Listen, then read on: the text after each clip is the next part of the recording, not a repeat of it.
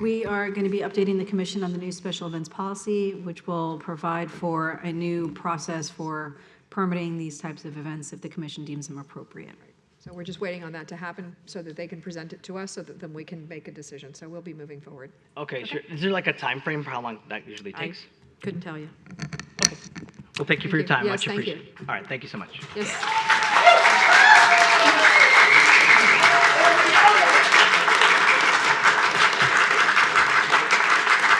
Yes, ma'am. Hi. Pedro is a celebrity. Okay. Obviously. It really is. Hard to follow one of those. I'm not shy, so we're not going to have a problem there. Good. I'm Theta Trottel, and I am a real estate professional with the Corcoran Group right on George Bush. And I'm here today because, ta-da, I am also part of the yoga group. I'm by the Marina District often, and I understand from even a real estate standpoint the impact that the classes do have in our local community. Yoga is an art. Delray Beach is a city that supports all arts.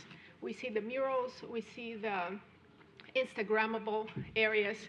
And so with the thought of community and most importantly, mental fitness, yoga provides peace, provides friendships.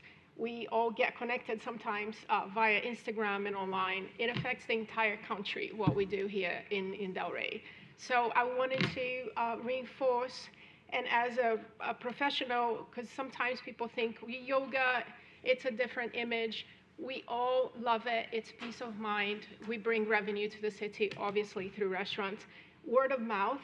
I know people that drive from Jupiter to take his classes, full moon yoga and all that. So I wanted to really ask that we put this back so we can have it by season end. So I really appreciate it. Thank you so much. Thank you. Thank you. Yes, sir. Thank you. Hello, Commissioners. Hello, Mayor. Pleasure. Hi. Paul Fazzino, Beachkeepers. Very proud of these people right here. Amazing group of volunteers reaching out in the community for a very, Address? 135 Southeast 5th Ave, Delray Beach, Florida. Thank you. All right, first time ever. We do about 1,400 hours of work in the city a month cleaning up. I send all my volunteers around town. Very proud of you for earning that designation of that blue flag. It's nice to give a little shove. Very proud of them over there. They've really brought a lot of life to that park down the road. I've seen it make quite a transition. It used to be a little dilapidated, overrun with, filth. And it's not anymore. It's really cool. There's a lot of life there, and it's great. And these guys are great. She's wonderful. And I'm just happy to be a part of it. Thank you. Thank you, Paul. Yes, ma'am.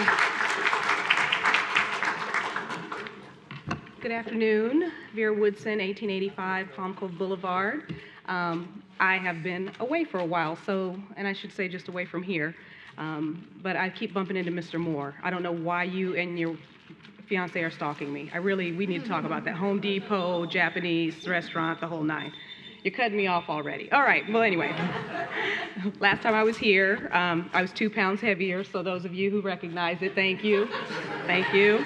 I'm working on it. I feel it in my hands. Okay, let me get to the serious part. The reason why I'm here is you all are about to make a big decision regarding the Downtown Development Authority, which I am a board member.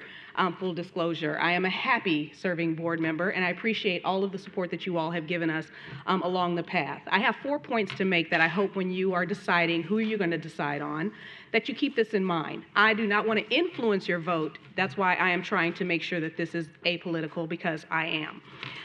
I just want to make sure that there's continuity in the process, that the people that are brought onto the board understand that we have a goal, and that is to keep, from your goal-setting meeting, a vibrant downtown.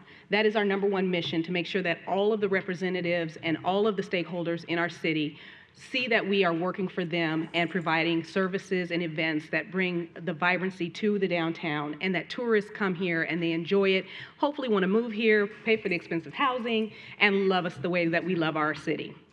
I also want to make sure that we are in this process, making sure that every single person on the board is a legally vetted person, that we check the records to ensure that the person is of the city and of the statute that is required by the person that is represented based on what happened with the CRA. I just want to make sure that we are transparent in that process. I also want to request that we have a renewed and transparent communication process with the DDA and the DAIS. I taught high school, so I've seen Mean Girls, the movie, in real time. I've actually written a book about it. You can buy it. I don't get any more royalties, but it's called Scattered Shells. It's about girls and how they operate in high school. But anyway, I just want to make sure that when we are moving through this process, that we are making sure that everyone that is involved in this process is thinking of the people, not ourselves, not anyone behind the scenes, the puppet masters, the people that we are all entrusted to serve. That is at the foundation of all of this, and I think that we need to make sure that that's central to the decision-making process. And the last thing I want you all to consider is the at least 20-year spotless history of the Downtown Development Authority doing what we do best and providing that vibrancy and all of those elements to the city in conjunction with the commission, in line with the budget, and for the people. So I hope that when you're making these decisions, that you make them with a clear head and heart to ensure that we, as a city, do not muddy the waters or put a stain on our reputation for our decision-making process. Thank you. Thank you, Ms. Woodson. Ms. Mail.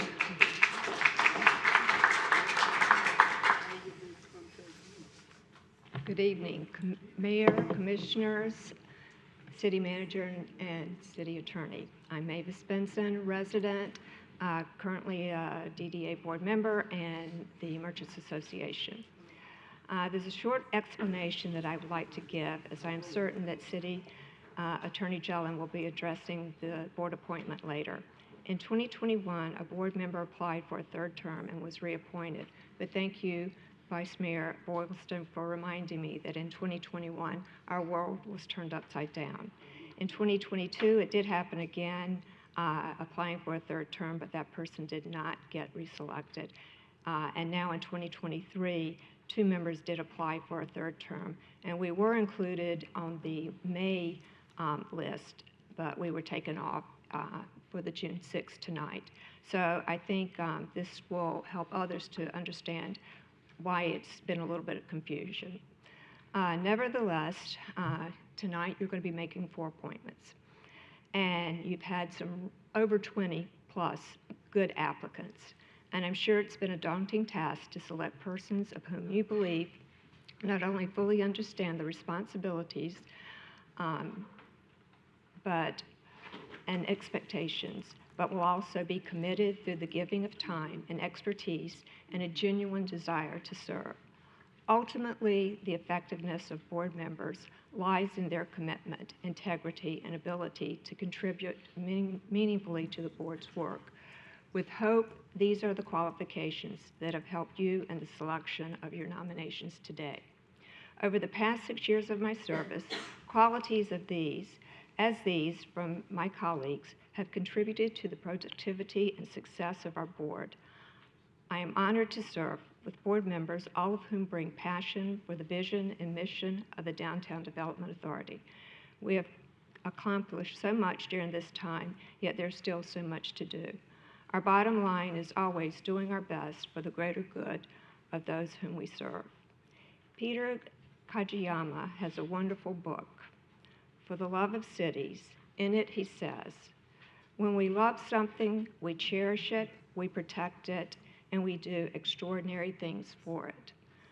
May this be a mantra for all of us. To those who are appointed, may you serve with passion and purpose in service to our community, our merchants, our businesses, our residents, and our downtown. And please know that my door is always open. My phone number is out there available. If I can do anything to be of help to make this an easy period for you, I'll do whatever I can. You have an amazing team. You've got an awesome executive director and board members as well, as you just saw. So with that, I think you can understand why it's hard letting go. Thank you. Thank you so much, Mavis. Yes, ma'am. Hi, my name is Pam Brandsdorfer. My address is 10848 Royal Caribbean Circle in Boynton Beach. And I want you all to know that today is my 41st wedding anniversary, and it is so important for me to be here that I looked at my husband when I found out about this meeting, and I said, I'm sorry, we're not going out to dinner. I have someplace else to go.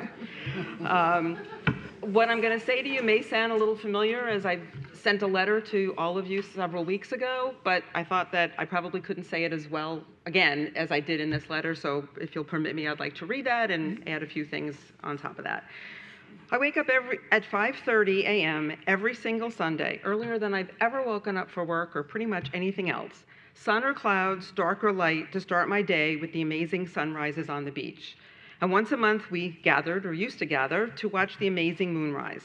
And if you've not attended a sunrise or full moon yoga, I urge you all to do so. You will not walk away from that experience the same as when you got there.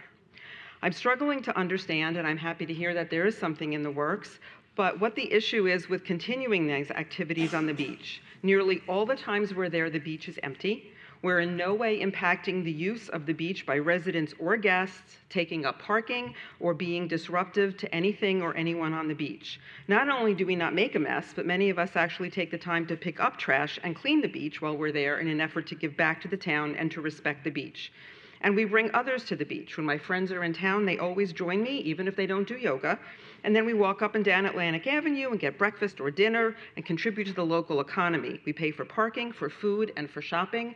And our absence has been felt so much that I got an email the other day from Playa Bowls telling me that they haven't seen me for a while. We are respectful of the beach and our neighbors. For the last 7 or so years that I've been coming to the beach for sunrise yoga, we take our place a respectful distance from the other groups that meet there every Saturday and Sunday morning, as we did, also at sunrise. We make no more noise than they do, we leave no more mess than they do, and we respect each other's time and space at the beach. I urge you to reconsider whatever current rulings are in place that impact the ability of Pedro Luna and others to use a small space of beach for a short amount of time that impacts no one, disrupts no one, and brings so much to the residents and the businesses in Delray Beach. And I'd like to end with a few words about Pedro, who is the most genuine, caring, and real person I have ever met. He is always thinking of others, and he is a true asset to the Delray Beach community, not just our yoga community, but to the entire community. And I can think of no finer person to be synonymous with Delray Beach than Pedro. Thank you. Thank you. Yes, sir.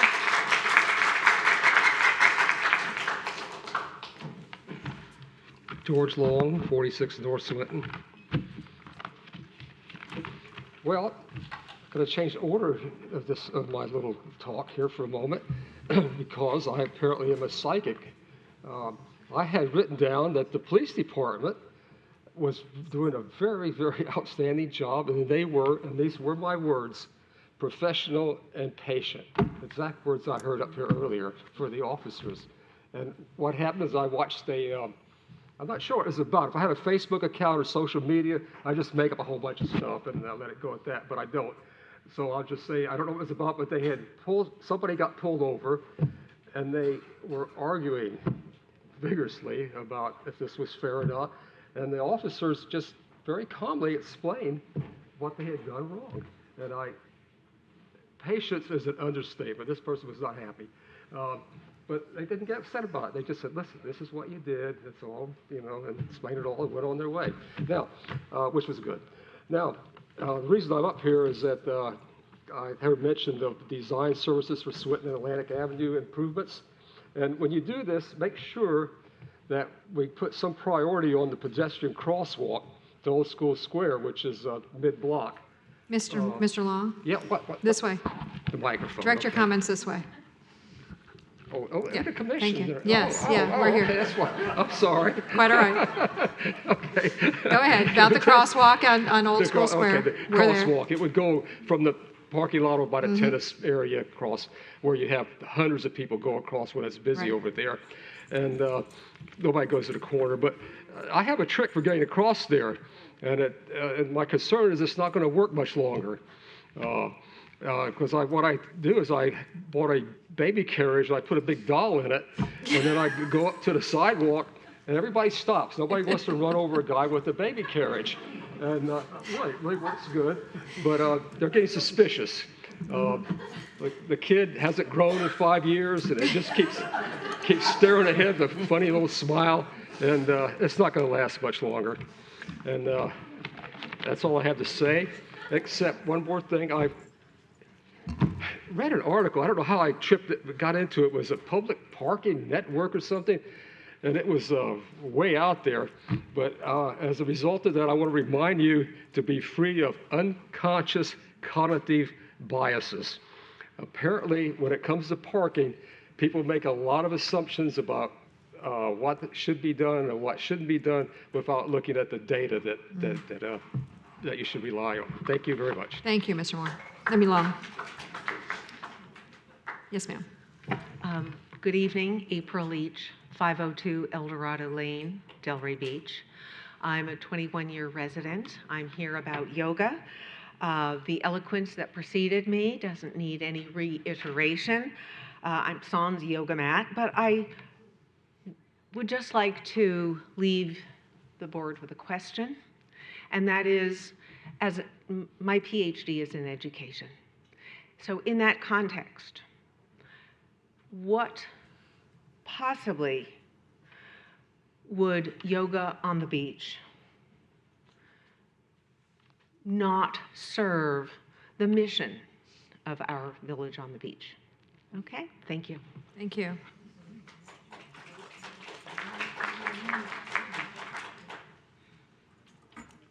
Yes, sir. Good afternoon. Yes, ma'am. My name is Willie Bridges, and I live at 353 Northwest 7th Avenue. My complaint is Northwest 4th has been moved a couple of years ago, a few years ago. It's too close to my property. It's too close to the property. What is too close? The street? Northwest 7th Avenue, but it's Northwest 4th Street, Okay. right in front of that school. Down the street. Yeah. And for some reason, they moved it too close. They moved the whole road. Why?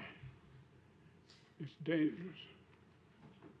I have to have a garbage can out there by the roads, keep a car from hitting me for me working in my yard. Yeah, that's very dangerous. I'd like to know what can you all do about that. But the road has been completely moved over. That was my complaint. Ms. Johnson, can you give us the address, and then what we'll do is send somebody over to 353 Northwest 7th Avenue. 353 Okay. Northwest 7th Avenue. Thank you. That is 4th Street is what runs. Yep, Okay, got it. that's my complaint. All right, thank you so much, sir. We very appreciate it. welcome. We'll have somebody Thank you. follow up. All right. Good job. Yes, ma'am. Can't imagine what you're here for. This is my weapon. It's the dead giveaway. My name is Julie Murphy. I'm at 815 Tangerine Way, Gulfstream, Florida. I'm obviously here for the yoga. I usually put people to sleep through meditation recordings, so I'll try and keep this a little bit more upbeat. But yoga can really change your life, my life, anyone's life. And what I love about what Pedro is doing and has done for years, echoing what Pam has said, is that he builds community and he builds it beyond the yoga mat. This is making the practice available to many people who wouldn't be able to do yoga because they don't have the financial means, or they don't want to get up at 5 in the morning and they see people like us doing that and they feel motivated by it. Or they just look at the group and they see that the group isn't that sort of stereotype of a young 20-something skinny, bendy person putting themselves into a pretzel shape.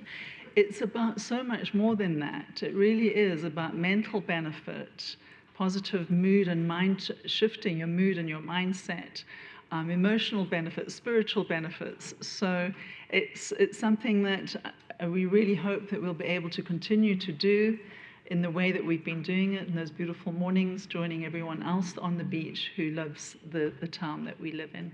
So thank you for your consideration. Yes, ma'am. Hi, my name is Marie Heckendorn, 7596 Colony Lake Drive in Boynton Beach, and I'm here as part of the yoga community. I didn't plan to speak today, so I'm pretty shy, so I'm sure I'll be really short. But a couple of years ago, I started, maybe 3 years ago, going to the beach yoga. And my son, who is here, Matthew, who did not want to speak, but he's autistic, and I asked Pedro if he could join us.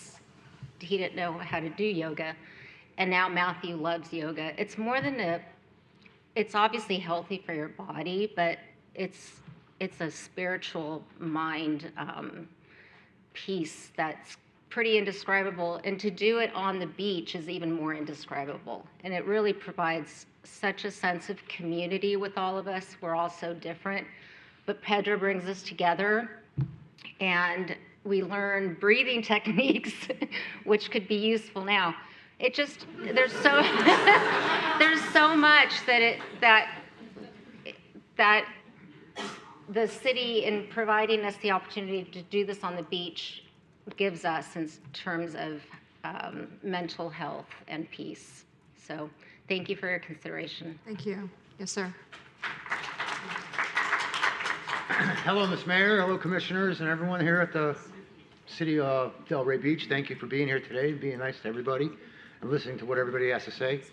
I want to introduce myself to everybody. My name's Andrea Fazzino. I'm the president and founder of Beach Keepers, Inc. I've been in this community for now the last 7 years and 2 years privately, trying to make a positive impact to people, to get them to recognize how valuable this community is. Andrea, what's your address, too? Excuse me? Your address? Oh, thank you. And I'm very, my address, I'm sorry. I thought you said you're well-dressed. You're well-dressed. Yeah. You are well-dressed. 135 Southeast 5th Ave, Thank Delray you. Beach, Florida. You got it. Suite 107, 33483. So what I wanted to express to everybody is I want to thank everybody for welcoming our charity to this community. We try diligently with over 1,000 volunteers to make sure that the tourists that come here and the people that recognize how valuable the preservations of the environments are, that they recognize that their impact does make a difference. So I want to thank all the city workers for their working every day diligently, around the clock. Parks and Recs, they rock. All the city officials, you guys are great. And a lot of times, sometimes you're not even rewarded or thanked for stuff you do, because behind the scenes, somebody's always saying something that is not really something that you might want to hear, because there's never enough gratitude. So I'm telling you, I'm thanking you all for what you do. Whether you hear it all the time or not enough, I want to thank you. My brother wants to thank you with our charity. And the people that come and volunteer at our organization, they just give back. They're so genuine. These people, they come and they engage with their families, with their fathers, their mothers, and their kids. And some of the students from the schools that come out, it's just priceless to see that they recognize that they're not picking up garbage. It's pollution. There's a difference. You know, garbage falls off a garbage truck. Well, it was an accident. Not a big deal. You pick it up. But sometimes we find it in our bushes and our trees and on the beaches, and the way it falls in places where people that are litter bugs don't recognize what they're doing to adversely hurt the community. It's something that needs to be spoken about out loud, because nobody's perfect. But the bottom line is we're going to all live here for a certain length of time. Before we all know we're going to be all dead and gone, someone else is going to be following in our shoes, and it needs to be left right for them. So I just want to thank you guys, and thanks for letting me speak to you all. Have a great day. Thank you. You're welcome. Yes, sir. Good day, Pablo Del Real, 6285 White Pine Way, Lantana. Former resident of Delray Beach for 16 years, still working here after 20 years. Just wanted to plant one seed on item 8A, which is not a quasi-judicial hearing as I see on the agenda. Yeah, it's public, though. Taking public comment on that now, or? Have to be, no, you have to do it at that when time. it comes up. Fair enough. Anyone else? Okay, come on up.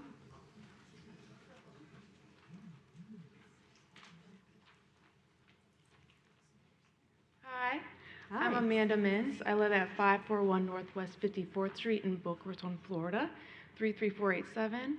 I'm here patiently with my sons, Lucas and Jason Mins. We're very sad that Sunrise Yoga is no longer in session. What Pedro didn't mention was that he introduced Sunrise Beach Yoga during quarantine when life was very hard and depressing, And a lot of us stayed at home. My husband has a heart condition, so he's immune compromised, and we felt isolated and scared. He offered us a safe space where we didn't feel alone, where we got to uplift our mood, the community, in such a profound way that it changed my life. And he's changed a lot of people's lives in all his efforts. And I don't want it to go on where we don't have an answer as to when or how or what's going to happen, because we need yoga. And in fact, other cities go out of their way to host free yoga events. Coral Springs, Parkland. I work with them, and they promote wellness, mental wellness, yoga community, and they hire professionals to come in to host community events for themselves and the commissioners. So I think that we should follow their lead. Not only should we offer it and stop trying to monetize it, we should advertise it for free, and everybody should be benefiting from it. Children especially. I've been teaching kids. He inspired me, Pedro, to get my yoga certificate, and I teach kids yoga full-time in school settings, in community centers, and it's so important to teach kids especially how to regulate their emotions so that they could grow up to be well-adjusted adults and make good decisions and avoid bad things that could happen and dangerous things, like in Parkland. So to instill in them that they should talk about their feelings, how to use their breath to calm them down, and that they could always come to a yoga class and feel accepted is huge. Right, Lucas? Yeah. Do you like the yoga? And going on the beach on Sundays to watch the sunrise? Yeah. So we really hope that you bring it back. Thank you. Thank you. Anyone else? Seeing no one, public comment is now closed. We'll move on to consent agenda approval as amended. Motion to approve the consent agenda as amended? Second. Okay, call the roll. Mr. Boylston? Yes. Ms. Burns? Yes. Mayor Petrolia? Yes. Mr. Franco? Yes. Mr. Long? Yes. Okay, so moving on to, by the way, if there's anybody here that wants to leave now, it's a good time. It's a break. We are going to continue with the real business of the city. You got it. Safe travels. Give you a second.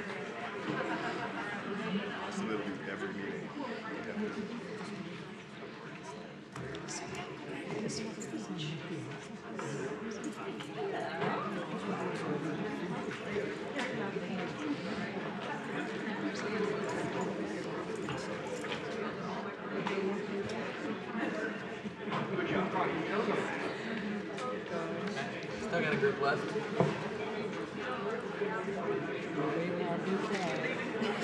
I know, maybe it's pulling in everybody.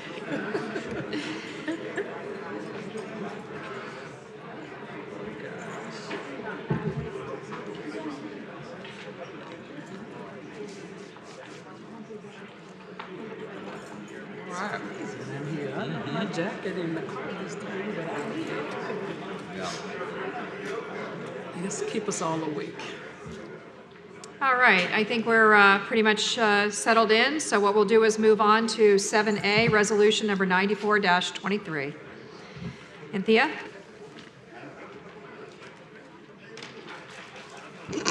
And if you're going to, yep.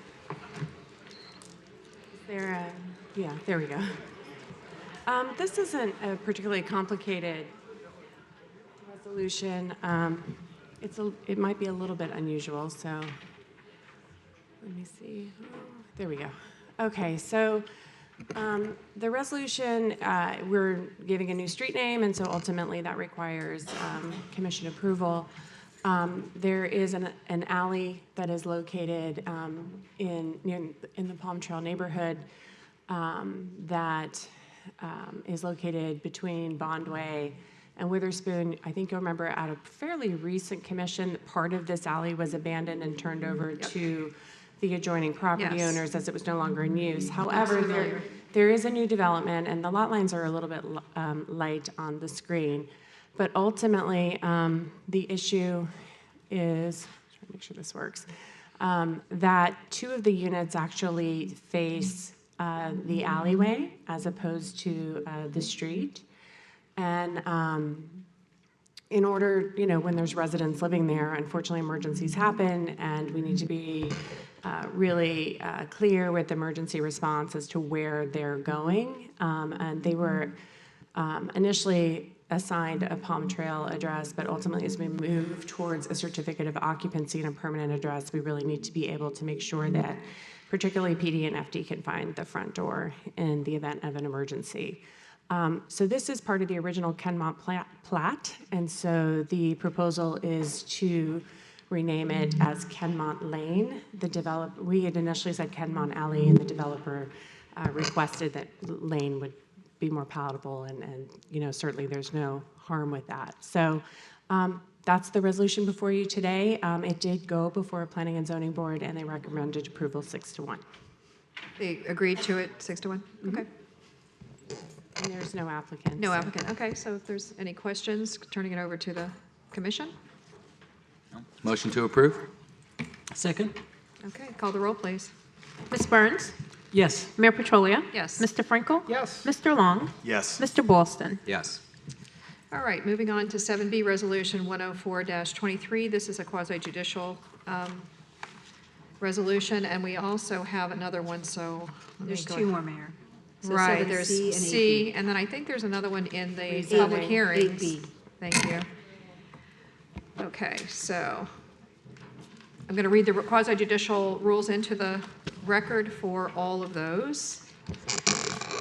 This hearing shall be conducted in accordance with quasi-judicial rules. The applicant and the city shall be allowed 20 minutes each to present their case. The public should be allowed to speak for 3 minutes each, or a maximum of 6 minutes. A person represents an organization or a group of people who are present but agree not to speak. The city commission staff and the applicant may be allowed to cross-examine a witness. The city and the applicant will be allowed to offer rebuttal testimony. The decision to approve or deny an application or appeal may not be legally made upon personal views as to whether a project is a good project or not, nor may a decision be based on the number of citizens who support or oppose a particular project. The law requires that all decisions must be made on the basis of whether the project meets the requirements of law, the comprehensive plan, and the land development regulations. At this point in time, we're going to ask anybody who's going to be speaking on 7B, 7C, or 8B to please stand, raise your right hand, and be sworn in. By the authority vested in me as the notary of the state of Florida, do you swear or affirm that the testimony you're about to give is the truth, the whole truth, and nothing but the truth? I do. Okay, and when you come up to speak, just make sure that you indicate that you have been sworn in. Is there any, ex parte communication by the commissioners? And this would be for resolution number 94-23. And this is the what? I'm sorry, excuse me, 104-23. This is the 319 Northeast 3rd Avenue. I spoke with Mr. Schiller. Okay. I spoke with Mr. Schiller as well. Not recently, but I did speak with him earlier. Okay. I spoke with Mr. Schiller. And if anything, it would be on the server. I didn't speak with anybody. So at this point in time, we're going to ask that the city go ahead and enter the file into the record. Good evening, Anthea Giannis, Development Services Director, and I'd like to enter file number 2022-268 into the record, and the applicant is here with the presentation of the request. All right, Mr. Schiller, you're up. Good evening, Good Mayor, evening. Commissioners. My name is Neil Schiller. I am with Government Law Group located at 137 Northwest 1st Avenue, right across the street here in Delray Beach, Florida. And I'm here tonight on behalf of Charles Monticello and his brother Anthony, who seek to open a sushi restaurant at 319 Northeast 3rd Avenue. With me tonight, as always, is Mr. Jeff Costello, who we may need to answer some questions if any arise. That being said, we're here tonight to seek an in-lieu parking request for 12 spaces. The restaurant that we're seeking to develop is required 6 spaces. There are currently 4 non-conforming backout spaces that are being removed as part of this development and being replaced with 1 parallel parking space. There is a forthcoming Class 3 approval seeking to convert an 1,800 square foot 1-story office building from office to restaurant and then add 850 square feet of rooftop terrace for restaurant use. That was a lot. I do want to say that this Class 3 approval application and lieu parking request application have been submitted since September 7th, 2022, and that is important. Here's the aerial of the location, just located north of Northeast 3rd Street and Pineapple Grove. Here's zoomed in, right next to the 3rd and 3rd restaurant. Here are existing photos of the existing 1-story office building. We are 42 feet wide. The whole site is just 42 feet wide and just contains just 2,600 square feet. You can see the 4 non-conforming backout parking spaces on the left-hand side, the left photo, and on the right-hand side, you see the rear of the property that we're seeking to upgrade. This is just a rendering, just for context of what we're seeking to develop at this property. Again, you can see some limited access second-story space that we would be creating. This is the site plan again, just so you have a full view and understanding of why we're asking for the in lieu parking that we're asking for. In addition to the 1 space that we're adding, the parallel space that we're adding, we are also creating a new 6-foot sidewalk. Right here, that light blue area. The dark blue area is a new 4-foot curb zone with a new street tree, excuse me.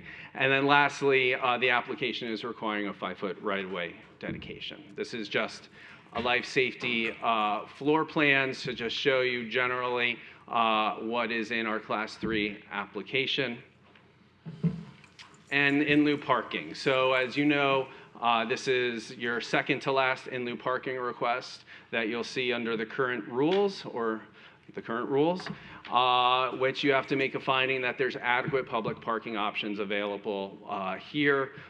We believe that the request is not only consistent with the LDRs and the comprehensive plan, but also the parking and curbside management plan.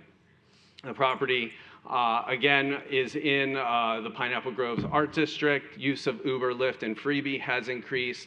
And again, I think this furthers the intent of the existing in lieu parking program for adaptive reuse of an existing building. Available parking areas in the Pineapple Grove Arts District. Within 2 blocks of the property are about 101 parking spaces that are open to the public, including the CRA lot, the city lot, on-street spaces on Northeast 3rd Avenue, and on-street spaces at Northeast 3rd Street. This is a zoomed-in version of just Northeast 3rd Avenue. You can see the highlighted property on the left in red. And then in yellow, you see all the available parking areas, including the city's own lot and the CRA parking lot. I believe at the end there are parking spots available for some of these uses that are not existing during the nighttime, which is when this restaurant will be primarily open.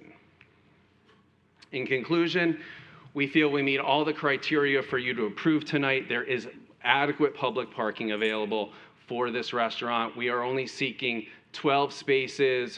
This is a very unique site design and site because of the width and because we have to take out those 4 non-conforming backout spaces. The DDA recommended approval of this application. The Parking Management Advisory Board recommended approval of this application.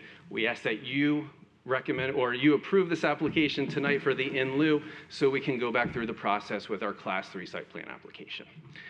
And with that, we're here happy to answer any questions. All right, thank you to the staff.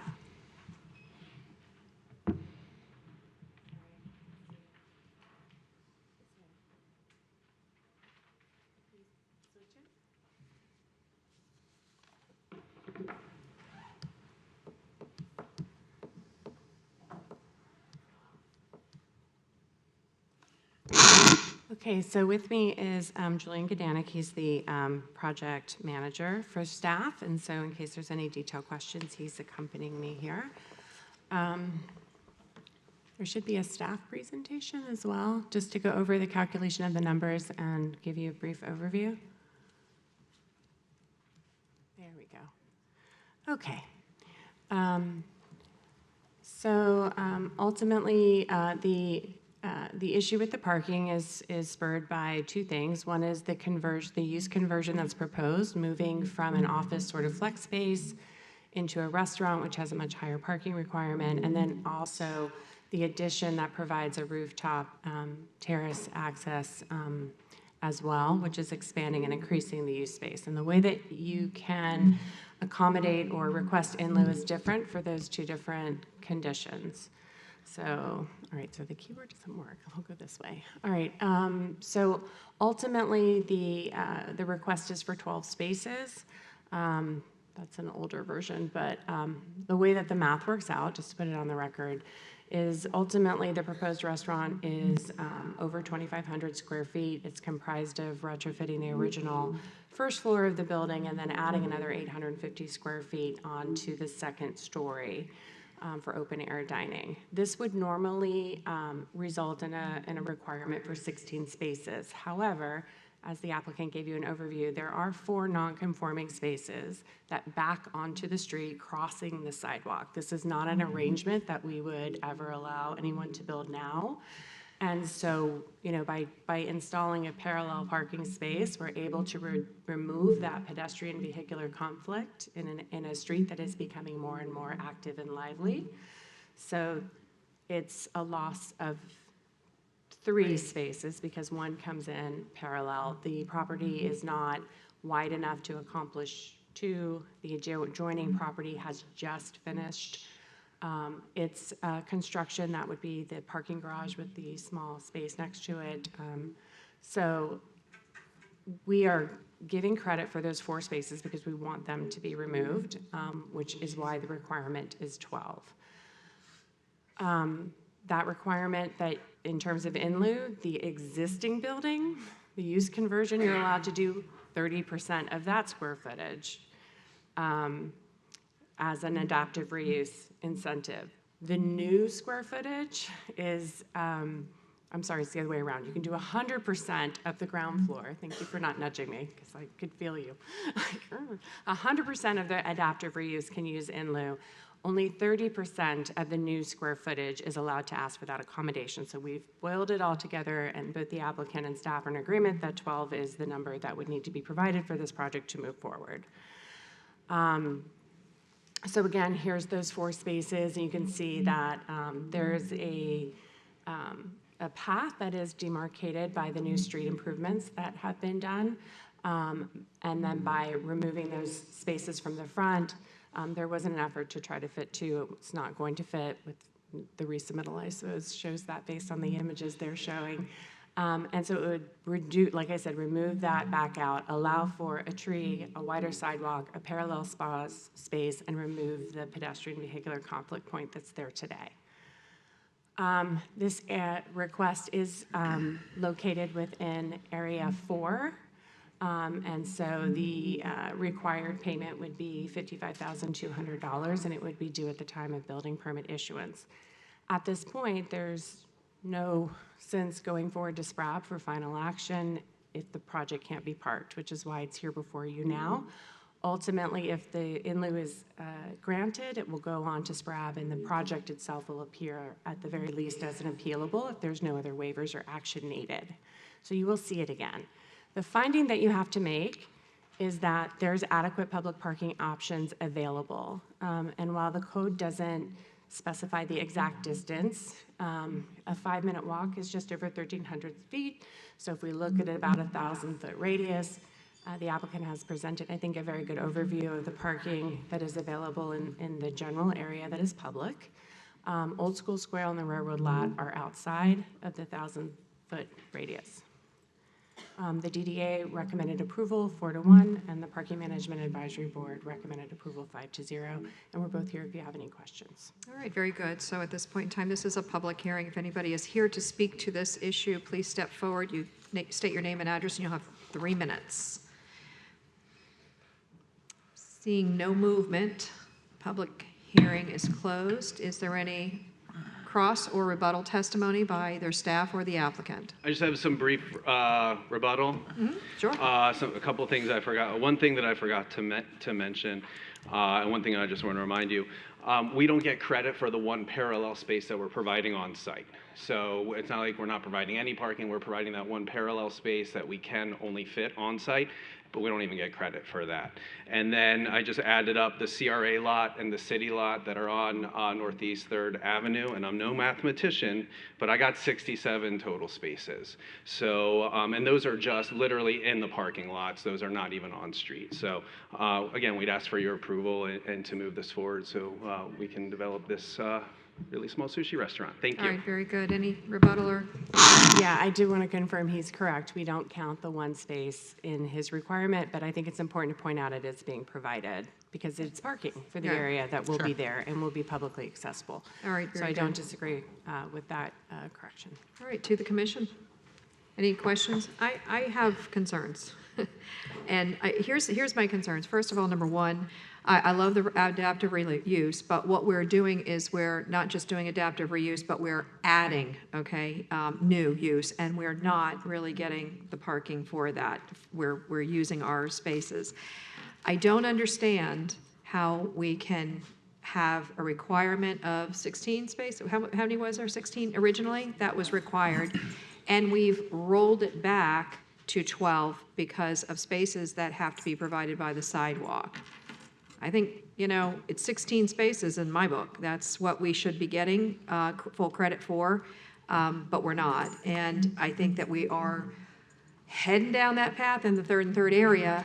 We have lost a lot already, which is across from 3rd and 3rd that everybody used to park on, the gravel lot. That's going to be built on. So it's already getting intense, and we're only adding we're setting, I feel like, it up for failure, and I don't want to see that happen, because what will happen is if it becomes difficult to park, people just won't come. And so I can't feel comfortable moving forward for those reasons on this. And that's just what I was going to say, and I'll take a motion if nobody has anything else. Oh, yes, sir. I had a question or comment. Mr. Schiller, Anthea, whoever, I think this property, it's right next to that new garage where you can park in. The An agreement. 4-story, multi-story. Sorry, There it is. I know, there's something wrong with that. Sorry. It's like the Jedi is taking over that microphone. The lightsabers. Yes, but that is private parking that serves the restaurant use that is in the building across the street. Of course, part of downtown is people walk between multiple destinations, whether they're going to actually walk between 2 different restaurants, I don't know.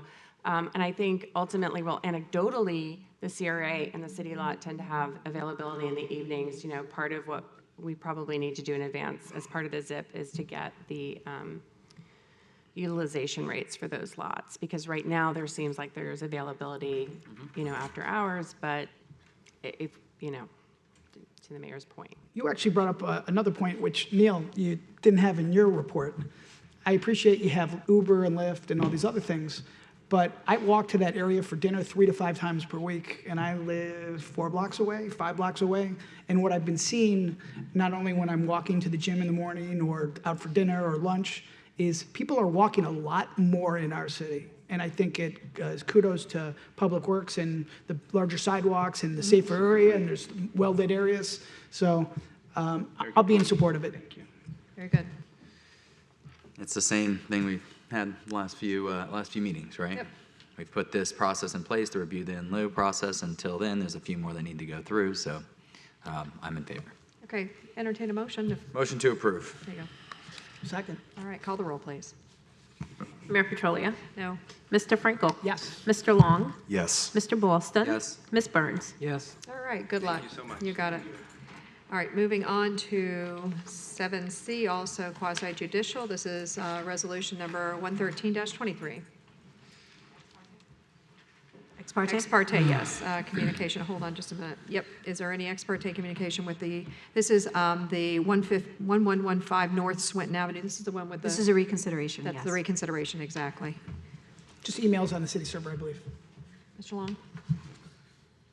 Which one is this again? I'm not sure which one this is. It was, I don't know that he was here for that. I don't think you were, this is new for you. Mr. Probably- Schmidt might have emailed you. Yeah, it might have been emails on the server, but No? I don't know. Not for me. Okay, Only on the server. yep. On the server. And same, okay. So we'll move on to entering the file into the project into the, whatever, the file into the, I got you. yeah, thank you.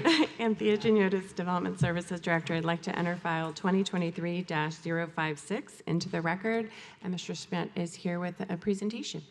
Okay. Good evening, Mayor, Commissioners.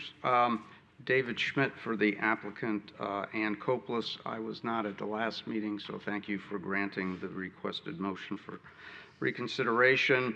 And I will tell you, I am technically challenged. How do I advance the slides with this? Madam Clerk, which button? Button. Okay, thank you. This is a waiver application to get a waiver on the minimum square footage for a proposed house on one of two lots. And it's a little difficult to see, but the survey is on the left. This property is composed of two platted lots. They're zoned R1 AA. Under that zoning designation, minimum square footage for a house is 1,500 square feet. On the westernmost lot, there's a historic home which my client moved there in the late 90s. The adjacent lot to the east contains a garage which she constructed around 2000. And because your code does not allow just an accessory building on a residential lot, at the time that the garage was built, the city required a unity of title to join the two parcels as one, considered to be one lot for construction. In conjunction with the waiver request on the square footage of the building, we would be seeking a release of the unity of title so that Ms. Copeless can build a second home on the easternmost lot. And again, it's reducing, what she proposes to do is to convert part of the existing garage into living space until such time as the second home would be built. And this would be temporary residential use. And so with that, I'm going to turn it over to Ms. Copeless at this point because she's going to discuss what she's proposing on the lot where the garage is currently located, as well as some similar smaller size homes in the area that do not meet the 1,500 square foot requirement. Thank you, David. How do you advance it? The big button? Okay. All right, great. Thank you. Yes, hello again. Thank you for having us back.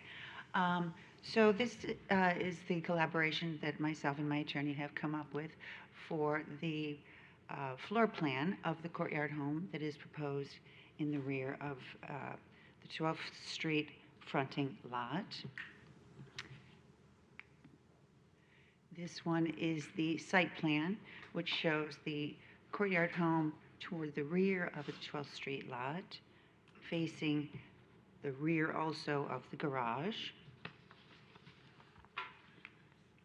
This is a photograph of the concept that we have for the courtyard home, just to give you a visual. And this is how we're comprising the 864 square foot that we're asking for relief from, as relief from the 1,500 square foot requirement of living space on the 12th Street lot. So the bay number 3 is proposed to be converted to living space. It currently has plumbing, sewer connection, mechanical, electrical. Everything has been CO'd in the year 2000 when I built it. The other two bays count at a rate of 50%, so that is a total of 576 square foot on the first floor of the garage. On the second floor of the garage, it is air-conditioned office slash bedroom slash closet, we're calling it, and that is also 288 square feet for a total of 864 square foot of living. To give you an idea of what this would look like on the outside, it wouldn't look any different than it does look right now. This is the west elevation that faces North Swinton Avenue. This is the south elevation, which depicts the outdoor living areas, upstairs and down. This is the north elevation, fronting 12th Street, with a proposed new railing on the top there to sort of soften up that look, fronting 12th Street. And then we have some examples of small homes sprinkled throughout Delray Beach. The first is 323 Sandpiper Lane, which is 629 square feet. No additions to it. The second is 14 Northeast 12th Street, which is 1,072 square feet. Also no additions of living space. And this one is 109 Northeast 13th Street. There's actually two structures on two distinct lots at this property. Each of those structures is 528 square feet, separate properties. The source for those properties is Palm Beach County Property Appraiser. And this guy, I don't know how he squeaked through, but he did. In 2009, on a separate and distinct lot, 682 square feet of living space was relocated there and CO'd. Much less than the 1,500 in 2009, but it squeaked in. So the source for this property is Palm Beach County Clerk's records, Property Appraiser's Office, as well as the City of Delray Beach Building Department. And lastly, there's communities springing up all over the country. I'm sure you've all heard of them, of tiny housing. This is a little example of a community located in Oviedo, Florida. The house is averaging there 320 square feet. Here you can see a frontage of this little home, a floor plan, and an inside picture showing how everything is laid out in tiny living scenarios. So it demonstrates that in some cases it's preferable, in some cases it's more affordable for people, and in my case it's a means to an end, but that small living is acceptable and becoming more normalized in our communities. So with that, I'm going to let David review with you the findings for this waiver application.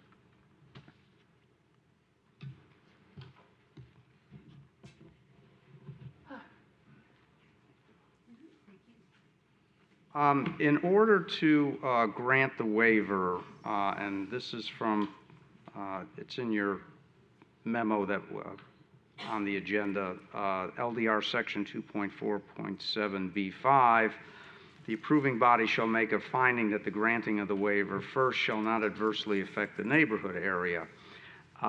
This existing garage structure, which as Ms. Koplis noted, she's not proposing any changes to the exterior other than the balcony, is that it's existed since 2000, and reading from the staff report, which we concur with, the garage structure on parcel 1 matches the existing development pattern found along the street. The waiver allows the existing structure less than the minimum required square footage to legally remain and be occupied. The second point is that it shall not significantly diminish the provisions of public facilities. And staff notes an additional residential is not anticipated to diminish the provision of public facilities. Third point is shall not create an unsafe situation. And staff notes nor is it anticipated to create an unsafe situation. And the fourth point is it does not result in the grant of a special privilege, and that the same waiver would be granted under similar circumstances on other property for another applicant or owner. And I think in looking at what's existing in the area, as Ms. Copeless noted, you've got a number of structures that, while older, don't meet the 1,500 square foot requirement, and you do have the one that was built in 2009 that does not meet the 1,500 square foot requirement. So we think that in granting this, and again, it's temporary, I want to emphasize that, until such time as Ms. Copeless is ready to move forward with the construction of the new home, that you would not be granting any special privileges in her case. So with that, we'll answer any questions or come back and respond after public comment if there is any. Thank you, Mr. Schmidt. Staff. Okay. Can't see it, sorry.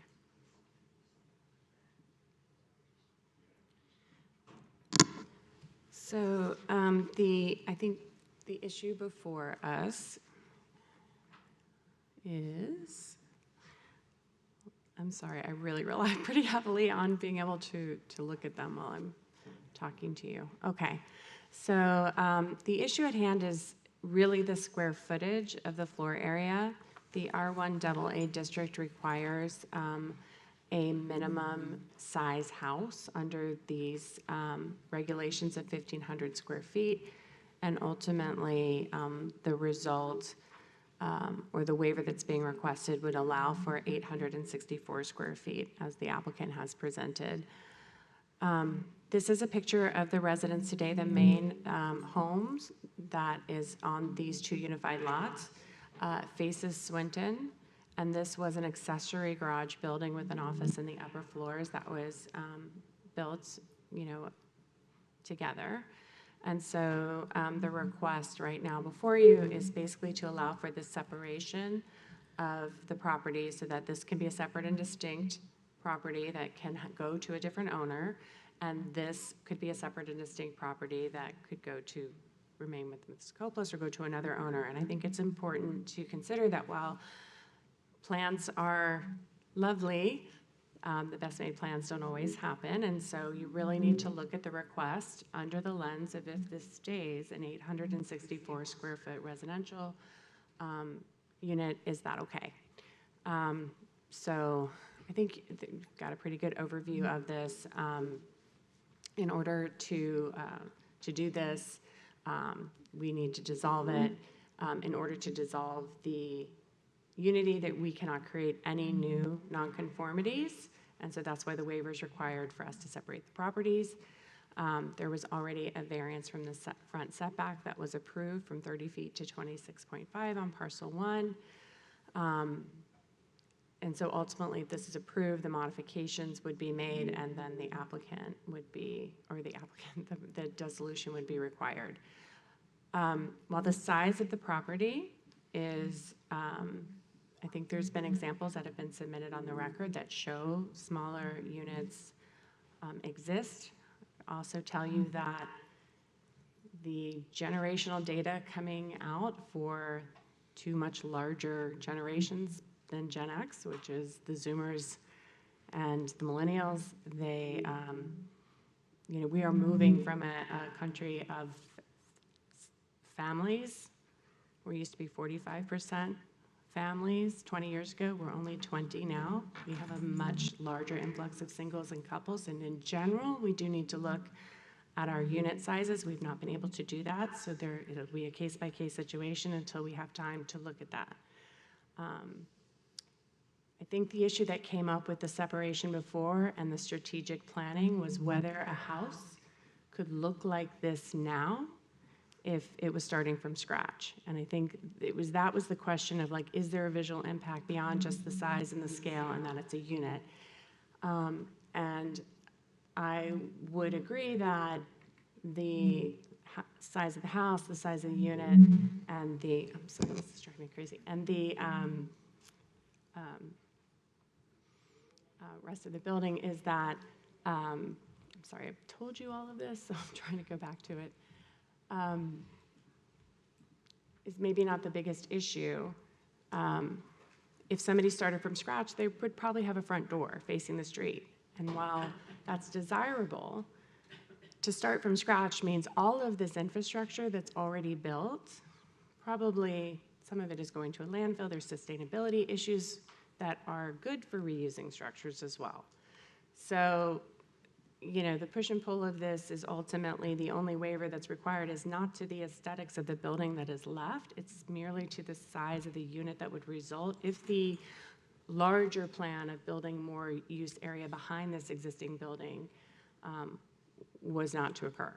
So the question is, ultimately, is 864 square feet in that existing building an acceptable solution in a zoning district that requires, you know, 1,500 square feet?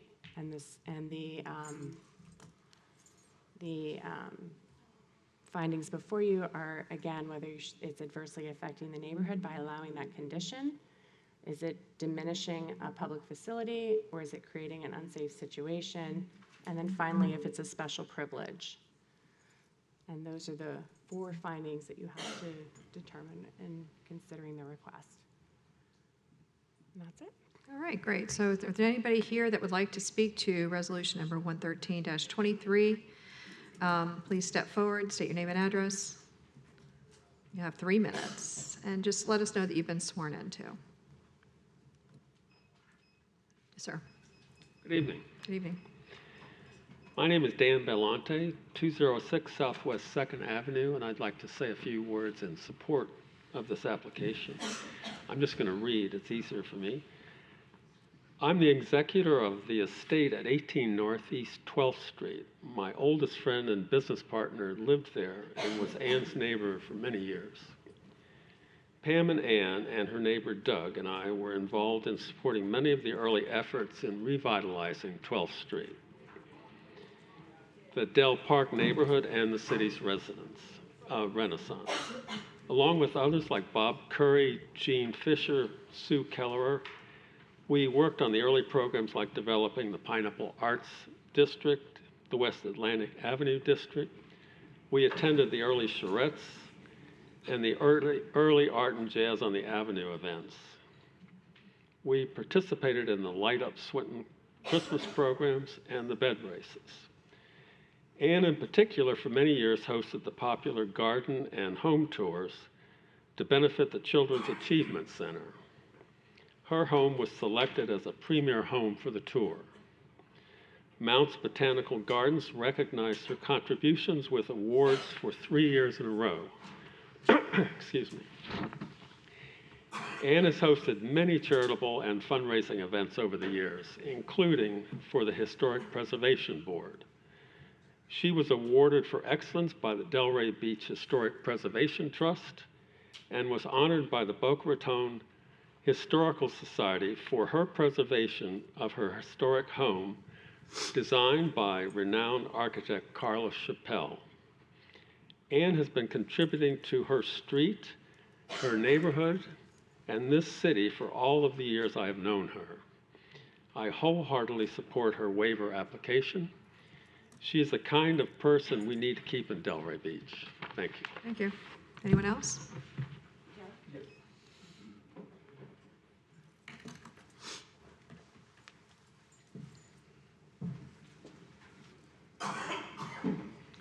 Hello, my name is Doug Lane. I live at 14 Northeast 12th Street, right next door to Ann, and I do support what she's doing.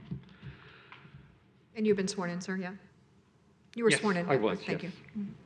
My family moved to Delray on both sides in the 1930s. I am a native. I was born here in Delray, and I've lived in the Del Park area neighborhood myself for pretty much my whole life, and I've lived in this home for 51 years. I absolutely love Delray and intend to stay. In 1996, Ann relocated her historical home in order to save it from demolition and preserve it. She loves the neighborhood.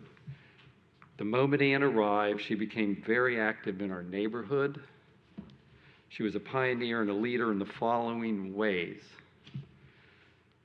Ann served as president of our voluntary homeowners association with the sole mission of improving Dell Park and unite the neighbors and improve our neighborhood. As president, along with our board members and neighbors, created the Dell Park Beautification and Traffic Calming Initiative, which was passed after years of negotiations with city engineers, planning and zoning, building department, and ultimately the commission. Today, we have Ann and her board of peers and many neighbors to thank for their dedication to our community traffic safety and greenery improvements throughout Dell Park. She also tirelessly worked to promote a sense of community spirit throughout Dell Park in its early years, and spearheaded a Dell Park newspaper, which she authored every month and distributed with her neighbors to each home in order all would be informed of happenings in Dell Park. And also hosted an annual spring garden tour for more than 10 years with the assistance and support of all our neighbors, including myself, bringing the neighborhood even closer together. She also coordinated progressive neighborhood tours over the course of several years. We would meet with our neighbors, traveling on foot to each other's homes and discussing our accomplishments, as well as improvements that neighbors would like to be addressed. In all, Ann has been a distinguished steward of the Dell Park neighborhood. She deeply cares about every aspect of its beauty and exudes a huge pride of ownership both for her property as well as us, her neighbors. I feel Ann is a real asset, and I personally strongly support this application so that Ann may continue to enhance our neighborhood. Thank you. I thank you for your time. Got it, and just in time. Anyone else? Okay, seeing no one, public comment is now closed. We're going to go back to the applicant and the staff and ask if there's any rebuttal or I don't have any cross. I Cross. just want to make a few points on go right ahead. rebuttal, if I may. First of all, just to respond to a point that Anthea raised, you know, in looking at this being an existing building versus what would your goals be with new construction, it is an existing building. It's been there for over 20 years. And again, the facade will be altered slightly, but there's not going to be any real change to what's been located in the neighborhood for the last 20 years. Second, just to touch on the issue about this plans and being temporary, you know, this is a process for her. She cannot construct a second home on the easternmost lot without a release of the unity of title. And your code also prohibits, if the unity of title is released, just a separate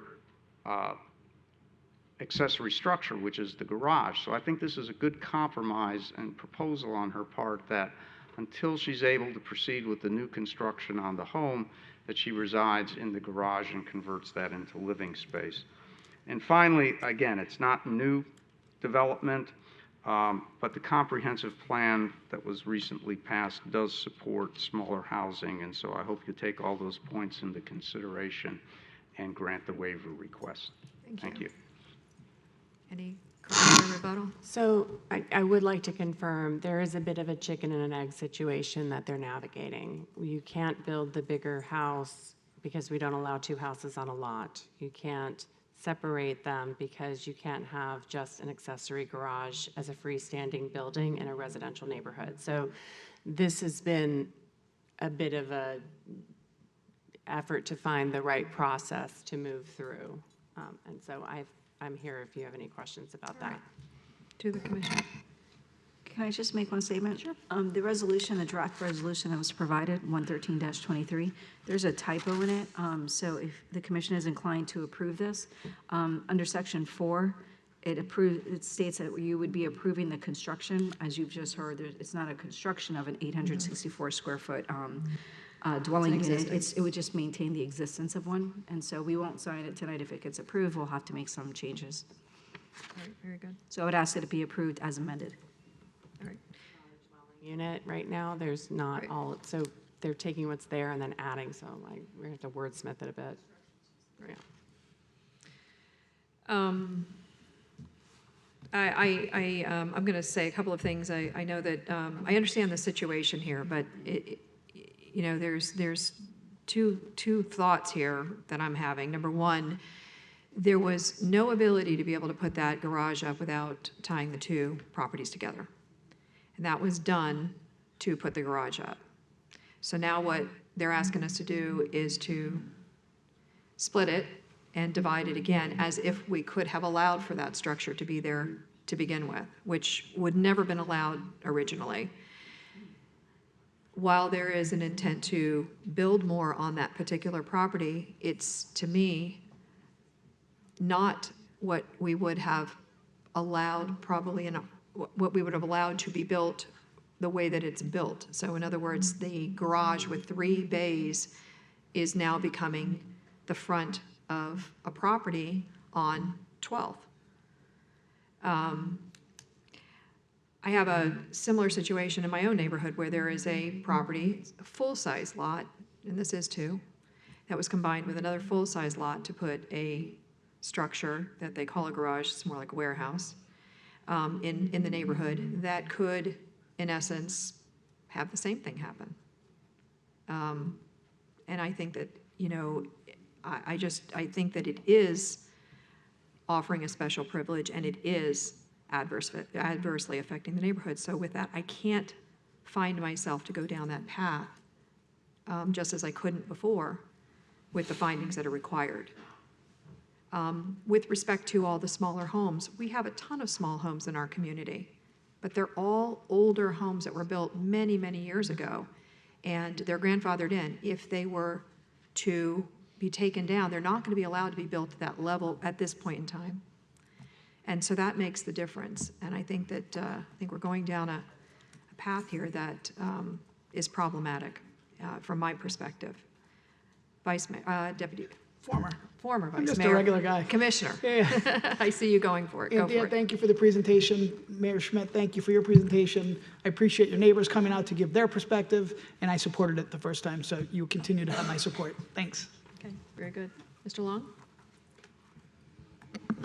Yeah, I'm inclined to support our comprehensive plan's sort of move towards allowing smaller homes, and it does seem like you guys are in a tricky position right now with not a lot of options, and it seems like this would be a case to make an exception here, so I'll be in support. Thank you. Mr. Boylston? Yeah, I have to agree. I don't know why we would set a minimum on the size home that you can build, and it does seem like a unique situation. Matter of fact, my first home was one street over. It could have been on your slide. I think a whopping 900 square feet. Yes, I will be in favor. Ms. Burns? I'll be in favor. All right, entertain a motion. Motion to approve. As amended. As amended. Second. Call the roll, please. Mr. Frankel? Yes. Mr. Long? Yes. Mr. Boylston? Yes. Ms. Burns? Yes. Mayor Petrolia? No. Good luck. You got it. All right, we have already approved the 7D by moving it to consent agenda. We are on 7E, which is the nomination for the appointment to the Downtown Development Authority. I believe that Mr. Frankel is going to be first, but this has been a very contentious couple of weeks. I don't know if you guys are getting emails, but I'm getting a lot of emails. And I'm going to add to the record, because I really feel it's important so that people understand, you know, what has taken place, because I actually have a lot of information. And so here's what I know. During my May 8th agenda review with Mr. Moore for the May 16th commission meeting, item 7E was included, which were nominations for the appointment for the DDA. Sometime after May 8th, but before May 12th, 7E was removed from that agenda item. On Friday, May 12th, and the reason I know that it was May 12th was because that was our goal-setting meeting, I approached Mr. Moore, and Laura Simon was there present at the same time, asking why that was pulled. Mr. Moore stated that it was to be placed on the June 6th meeting and that it was put on a too early agenda. But here's the issue. May was the month in 2022 when the DDA appointments were made in 2022.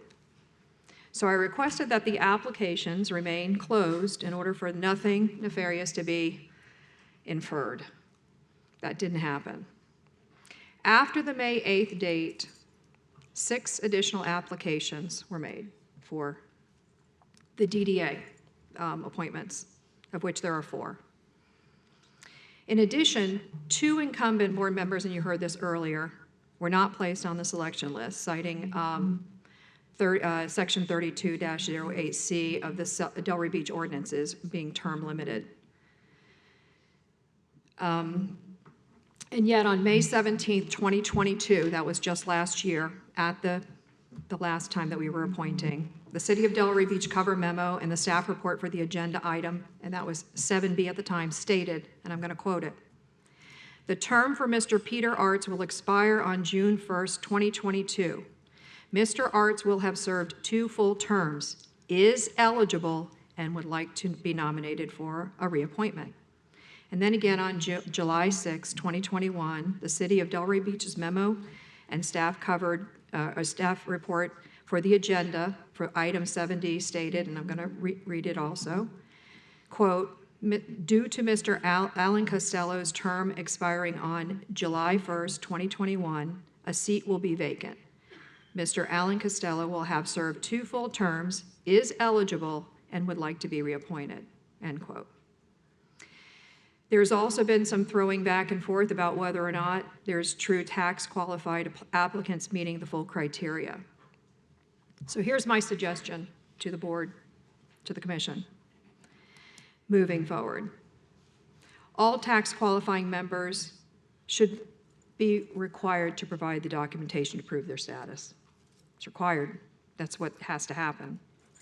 Second thing, tax qualifications should also be maybe provided a year in arrears, and the reason for that is because it allows for people to settle into the downtown area to understand what's going on in the DDA district before they get on the board in a tax qualified position. And then once the applications have closed, there's no opening them again, even if the selection gets pushed off, with one exception, if we don't have enough people. We had like 20 people that were applying as of that May 2nd date. So it gives reason for all the concerns that have basically caused these emails that we're receiving. So as a result, I personally, just so everybody's aware, I'm not going to support anybody that applied after that May 2nd date. I feel like that's where it should have closed.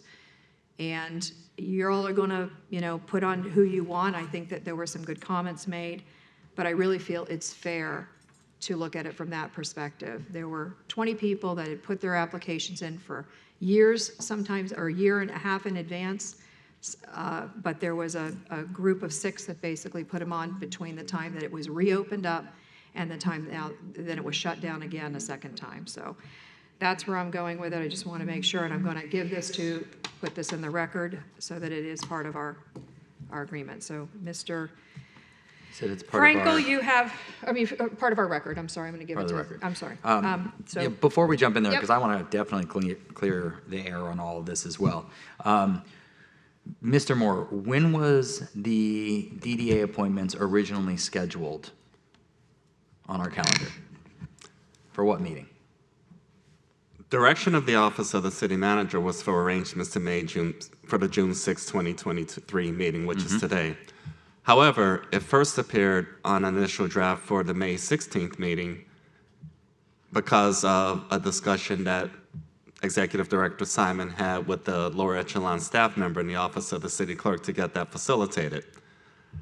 Just to clear, because I know you use bigger words than I do. I don't mean to. Please forgive me. The executive director of the DDA, Laura Simon, reached out to one of our city staff and requested that it be moved up a month. Yes, sir. Okay. Okay, now, I'm going to correct that. Hold on. Okay. Okay. So I know that once I saw it on my agenda, that I had 5 days, not a month like I thought, because I had already checked in and said, when are the appointments? Because we have 20 individuals, and I make a lot of phone calls, and I talk to people. I called, and I was concerned, because I only now have 5 days to make my decision on a very important board. I sat for 6 years on that board. And you said you were getting some similar concerns, you'd get back to me, and then it was moved back to its original date, correct? The direction on part of the Office of the City Manager had contemplated a June date. I had a discussion with Ms. Simon Thursday, May 11th, one day before goal-setting session, to advise that the direction and sanction from the Office of the City Manager was for June 2023. It first appeared on the initial draft agenda for May 16th because of the aforementioned engagement at the staff level. Earlier that week, I had a discussion with the Office of the City Clerk leadership, City Clerk Terry Johnson specifically, regarding those requirements and expectations of the Office of the City Manager. Therefore, direction was engaged accordingly. Okay, can I interrupt here for a second, because I want to set the record straight, okay? That is not the case. Laura Simon on April 11th, 5:56 p.m., writes to the City of Delray Beach, I would like to find out when the appointment will be for the 4 DDA board members and when the cutoff will be, please. That is not a direction to move it to May or anything. This was a question in April. Why? Because in May of last year, 2022, that's when she had that, and she needs to find out when are the cutoff dates and when am I going to have to expect that this is going to be on there. Response from the city, okay? This is what she's the final day that the board applications will be submitted for consideration is May 2nd, 2023. I will place the appointment item on the commission's agenda for May 16th, 2023. That's what she got back. That was sent on April 14th at 12:04. So what I'm trying to say to you is that there was no pushing of this agenda by the DDA executive director to get it on a certain agenda. It was given to her. This was what was given to her. But then when it wasn't scheduled for that, she did reach out. It was scheduled because during No, when it wasn't scheduled, she did reach out, and which is just confirmed by Mr. Moore. Okay, To have it moved up. So here's my question. My question is, why is it being open for an extra month a bad thing? Why is having more options and having more engaged citizens wanting to sit on this board a bad thing? Because I believe you asked for it to stay closed, and Ms. Simon asked Mr. Moore for it to stay closed. Why would we do that? That's a good question. And that's the question that I have. We had 20 good applicants. Why would we need to open it up, and why would we need to even? Well, it would be open because it was set for a month later. Okay. I just find it very interesting. I find it very interesting as well. I'm just on the other side of it. Yeah, well, let me tell you, I think that let's just see what happens today, okay? Let's just go ahead and see. Well, All right, great so leadership. Mr. Frankel, Thank could you. please put your I nomination joined forward? you two because I find it very interesting as well. Because it seems there's one set of standards when it's convenient and another when it's not. July 5th, 2016, the term of regular member Sebron Smith will expire on July 1st, 2016. He has served 2 full terms and is not eligible for reappointment. June 20th, 2017, Mr. Albert Richwagon will expire on July 1st, 2017. He served 2 full terms and is not eligible for reappointment. Then, July 19th, 2018, Bonnie Beer. Her term was set to expire on July 1st, 2018. She served 2 full terms and is not eligible for reappointment. I apologize for not getting more names, but I looked, Terry, the clerk system is hard. I went as back as far as I could with our Legistar. Because I know since 20 and 21. No, since 2009, when I was first appointed, it was always 2 terms. Ryan, I appointed you. How many terms did you? And you were not eligible for reappointment. Correct. Okay. So, Mr. Moore, maybe we need to look into this because certainly some shenanigans have been going on, and I'd like to say on the record, I don't feel it's appropriate that the DDA staff attorney is attacking my city attorney for her interpretation, which I read. I think that as some group that wants to collaborate and work with us, attacks on Lynn is inappropriate, so I apologize on that behalf. That being said, I move the name Rick Burgess. Second. Okay, any discussion? Seeing none, call the roll, please. Mr. Long? Yes. Mr. Boylston? Yes. Ms. Burns? Yes. Mayor Petrolia? No disrespect, Burgess, but you entered your application on 5/12 of 2023, so I will not be supporting it because it's after the second. So, no. Mr. Frankel? Yes. Okay. Mr. Long? I nominate Aaron Halliburton for the at-large seat. Second. Okay. Any discussion? Call the roll, please. Mr. Boylston? Yes. Ms. Burns? Yes. Mayor Petrolia? Yes. Mr. Frankel? Yes. Mr. Long? Yes. Okay. So before my appointment, I just wanted to mention that we're obviously going to find some clarity, which actually I think our attorney has already provided it, in regards to is it 2 terms, is it not? Regardless of that clarity, I believe that it should only be 2 terms. We're limited to 2 terms. All other appointed boards and then city are limited to 2 terms. And I know when I was on the DDA, I wouldn't have put in for a 3rd term because I shouldn't sit there in that seat for a decade. And you know what I did instead? I went and cultivated the next round of DDA board members. One of them, by the way, is Dr. Condi. I wouldn't say I had to twist his arm, but I had to educate him a little bit about DDA and get him to put his application in. He sat there for 6 years. And now I'm hoping he's doing the exact same thing. I hope that he's out in the community and he got some of these applicants to fill out the application and put their name in. So I'm going to be moving forward, and I was just about to say young man, and that makes me sound really old. Mr. Cole Devitt. His family's been in Delray for a long time. He is an attorney downtown and a real estate professional. Second. All right. Any questions, concerns? And he had his application in time. Yes, he did. I'm going to be voting for him. Please call the roll. Ms. Burns? Yes. Mayor Petrolia? Yes. Mr. Frankel? Yes. Mr. Long? Yes. Mr. Boylston? Yes. And Ms. Burns? Yes. And I did receive all those emails, and I just want to say that, I think that everybody should get an opportunity to serve. We have a lot of passionate people in Delray. I appreciate Mavis and all of you who have given your time and efforts, and you got a lot of accolades, and I thank you. However, I did look at all the applicants. I looked at the qualifications and tried to just make an informed decision, listening to the direction from our attorney. And also, I received a history of the DDA and why it was started, and then I also read the statute. I got an email about ousting. I'm not trying to oust anyone. I just want to add to the DDA and just, look forward for a better Delray. And I'm going to nominate Mr. Brian Rosen. Second. Okay. Any questions, concerns? None? Call the roll. Mayor Petrolia? Yes. Mr. Frankel? Yes. Mr. Long? Yes. Mr. Boylston?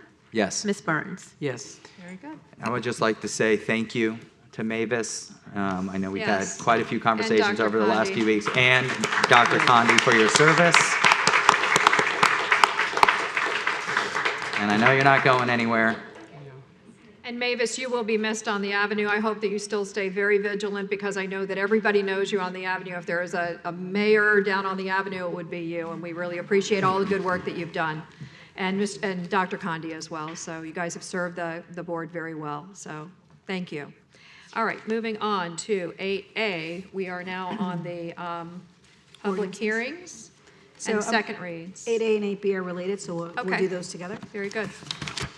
One is quasi-judicial also, that's the second part of 8B is 8. quasi-judicial, correct. Thank So you. an ordinance of the City Commission of the City of Delray Beach, Florida, adopting a small-scale land use map amendment, redesignating a 1.78-acre portion of a parcel of land located on the southwest corner at the intersection of Lake Ida Road, North Swinton Avenue, as more particularly described herein, from community facilities to low density pursuant to the provisions of the Community Planning Act, Florida Statutes 163.3187, providing a conflicts clause and a severability clause, providing an effective date and for other purposes.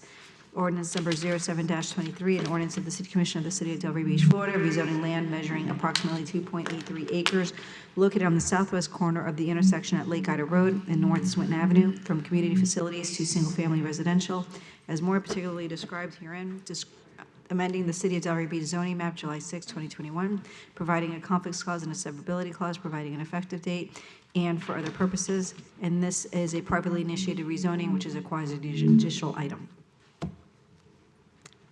Good. So we are, go right ahead. Well, ex parte first? Oh, that's right. I mean, well, because it's, because we're doing it together? All right. So, very good. This has to do with the 1.7 acre parcel that's on Lake Ida Road, connected to Cason. Any ex parte? This is Pulte? Yes. I got. No. No. Oh, okay, I'm sorry. Zora, I think there's emails on the server. Yep. Not Pulte. I spoke with Mr. Castor about a month ago. Okay. I spoke with Mr. Castro. Very good. I spoke with the applicant. I just have emails on the server. Okay, so, just a point of order here. Do we run the whole thing like a Essentially, quasi-judicial? They're both basically the same, except for the disclosures and the ability for rebuttal and cross-examination. Okay, but I mean, like, because we're starting out on one that's just a public hearing, are we going to be combining this? Yeah. And so we're going to have to run it like a quasi-judicial in order to be able to. Yeah, I don't think it really Okay. matters. So what we'll need is the file entered into the record, and then we'll turn it over to the applicant. it's usually in these, right? Where is that? Okay. I got thrown as well, sorry. Anthea Giniotis, Development Services Director, and the files for the land use is 2021-268, and the file for the rezoning, which is the quasi-judicial request, is 2023-066. And Deanna is here from Marcella Campbell and Associates with the overview of the request. And they are interrelated, so we'll do the whole thing together. And the button, is it that one? Sorry, that one, yeah. Hello, my name is Dina Freeman. I work with Marcella Campbell and Associates. I'm a planner, and we're representing the applicant Azure Development. We've provided a brief presentation with request to do a small-scale comprehensive plan amendment and a concurrent rezoning on part of the property. Does it do it? I think it's gone too much. Sorry, we've got to do the control on the screen. It's not working. It's working on yours, but not on mine.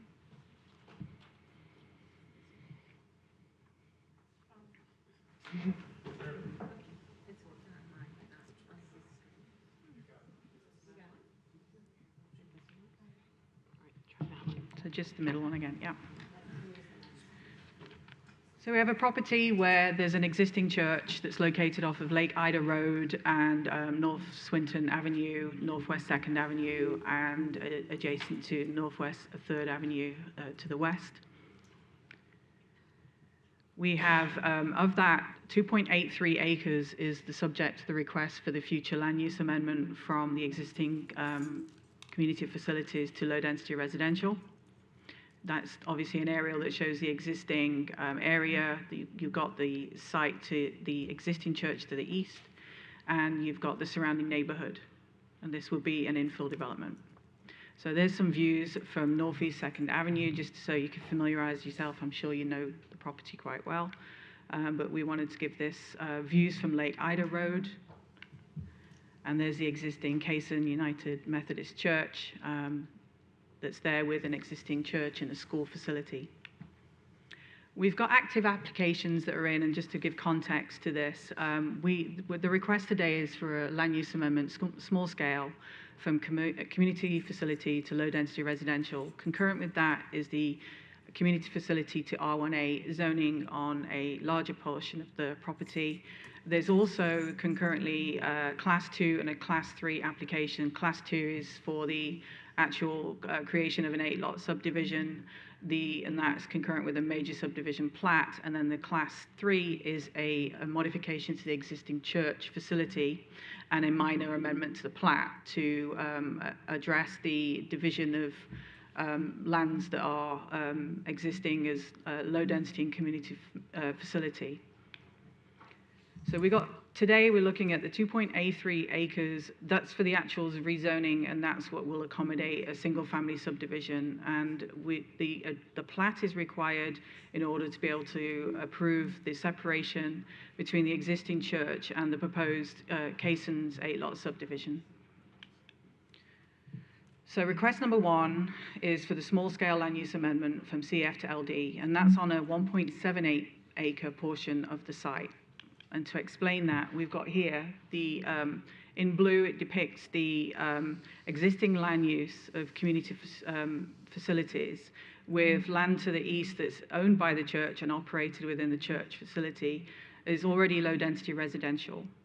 So what we've got is we've got a proposed land use designation of low density residential, but only on a portion of the property. So that will tidy up an inconsistency between the existing land use and zoning on the property. The land use amendment, it shows you the area in red is the area that we're looking at today for the land use amendment to low density residential. And with the church, the existing church, and then the other portion, which is already low density residential, literally to the west of the property.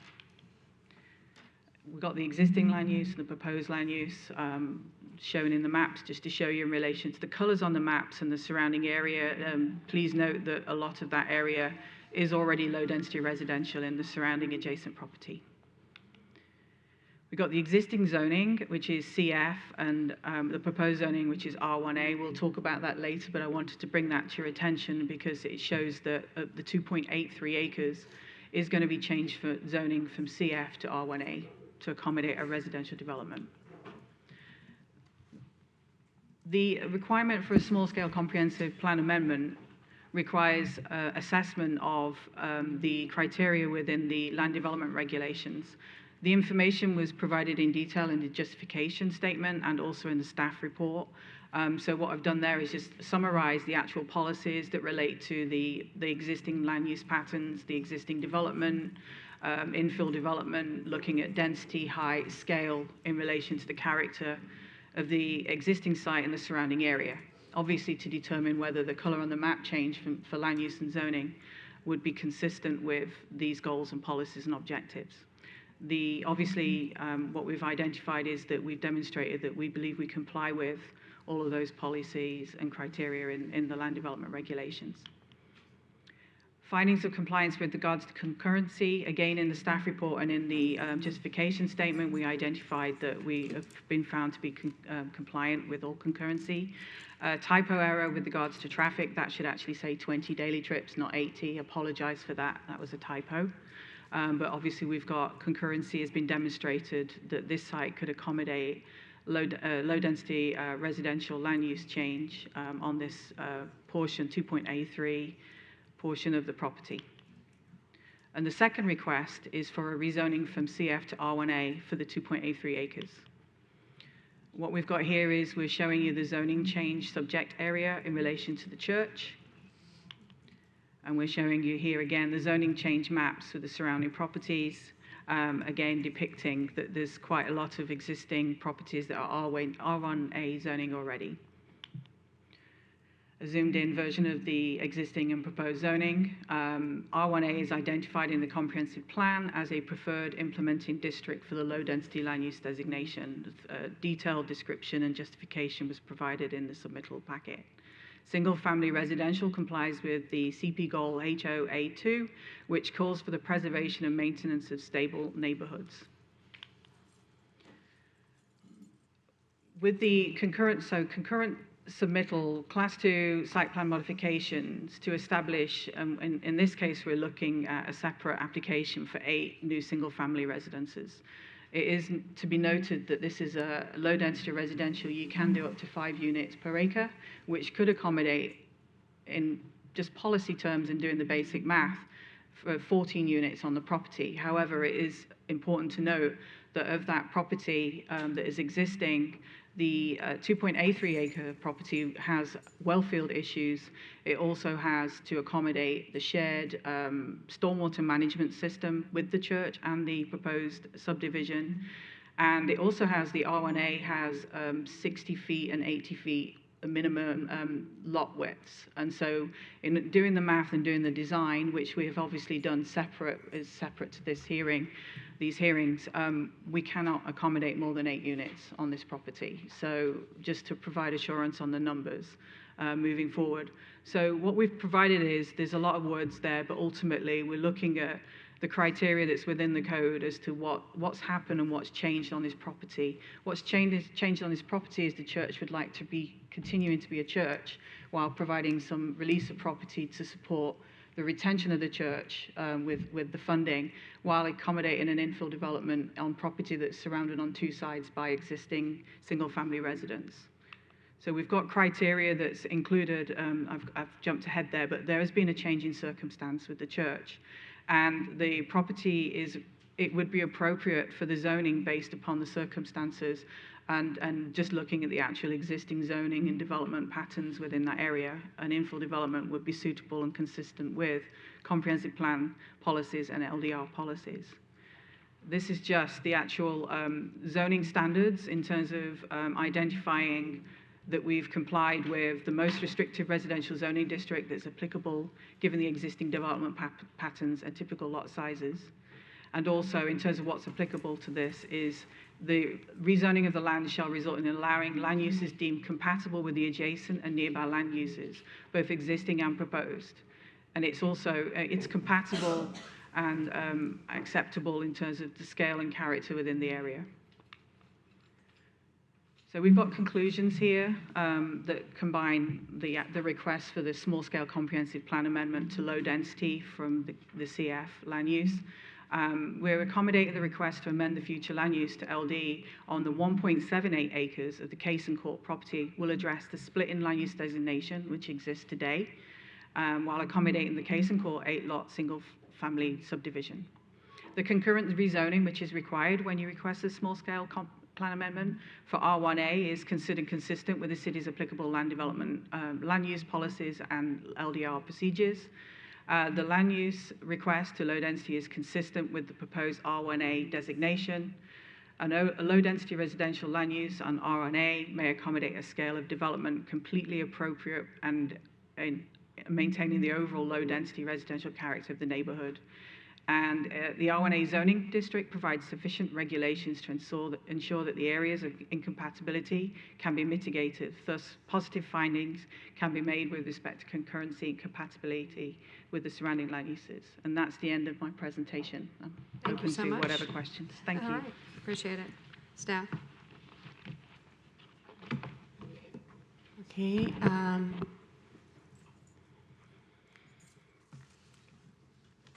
So Anthea Geniotis, Development Services Director for the record, and with me is Alexis Rosenberg, who's the Senior Planner and has been the project planner for this, this project. And I'm going to try to go quickly and not duplicate. I think the applicant has given a fairly accurate overview of the findings and the different issues. All right, so this is the property. It's 5.88 acres. As you know, all know that it has the Cason United Methodist Church on this portion. It also has a private school. The land use is currently split. It is partially CF and partially low-density residential, and all of the zoning is community facility right now. This is the parcel, the portion of the parcel where there's a difference in land use, and I'll show you that shortly. So there are 2 distinct ordinances, and they do have to be considered by separate motions, but they do share a lot of the same findings, so we're going to try to kind of go quickly through them. The ordinance 0623 is for the land use, and ordinance 0723 is for the zoning. I don't know why I didn't realize there was animations. Okay, so here's just a quick overview of the area. This is the church. Trinity is across the street from it. You have the Delida Park neighborhood. Old School Squares Historic District is to the east. You have the surrounding neighborhood, which is part of the set. Again, very similar explanations of the existing and proposed land use, the existing and proposed zoning. So this has come up through questions through this process.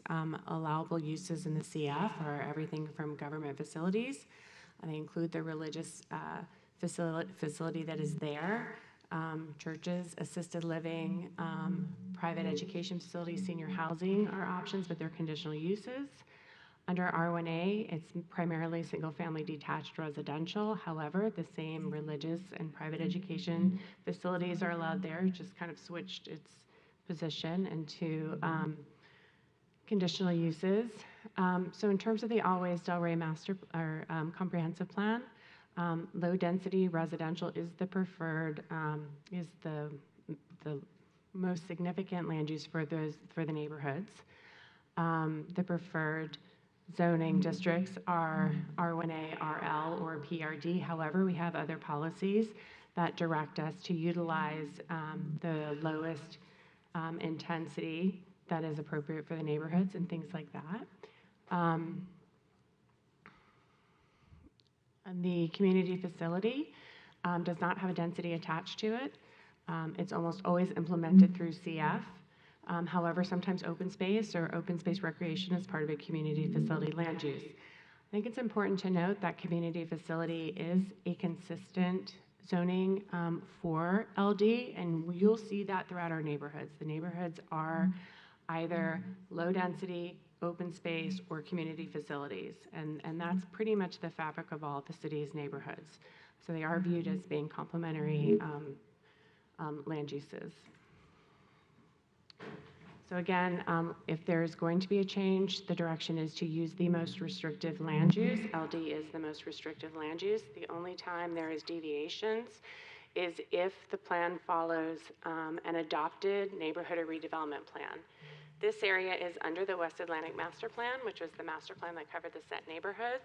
And I'll just briefly touch on that since that's a guiding document for considering this. I think it's also important to note, and this may be more under more consideration with the ultimate plat and layout of the project, but there are multiple policies that champion the use of alleys in our residential neighborhoods and restoring them, and that is part of this project. The West Atlantic Master Plan was adopted in 2020, and it acknowledges the important role of churches in the community. It also identified the community garden in Quezon as part of the overview of that type of use.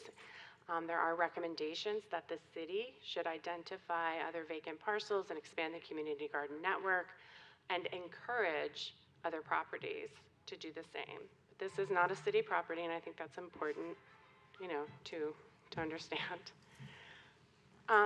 So in terms of both the LUMA and the rezoning, they share the same findings for section 3.1.1 in terms of consistency with the land use, which we've reviewed, concurrency, which the applicant has given a brief overview of as well, consistency with the surrounding neighborhoods, and compliance with the LDRs.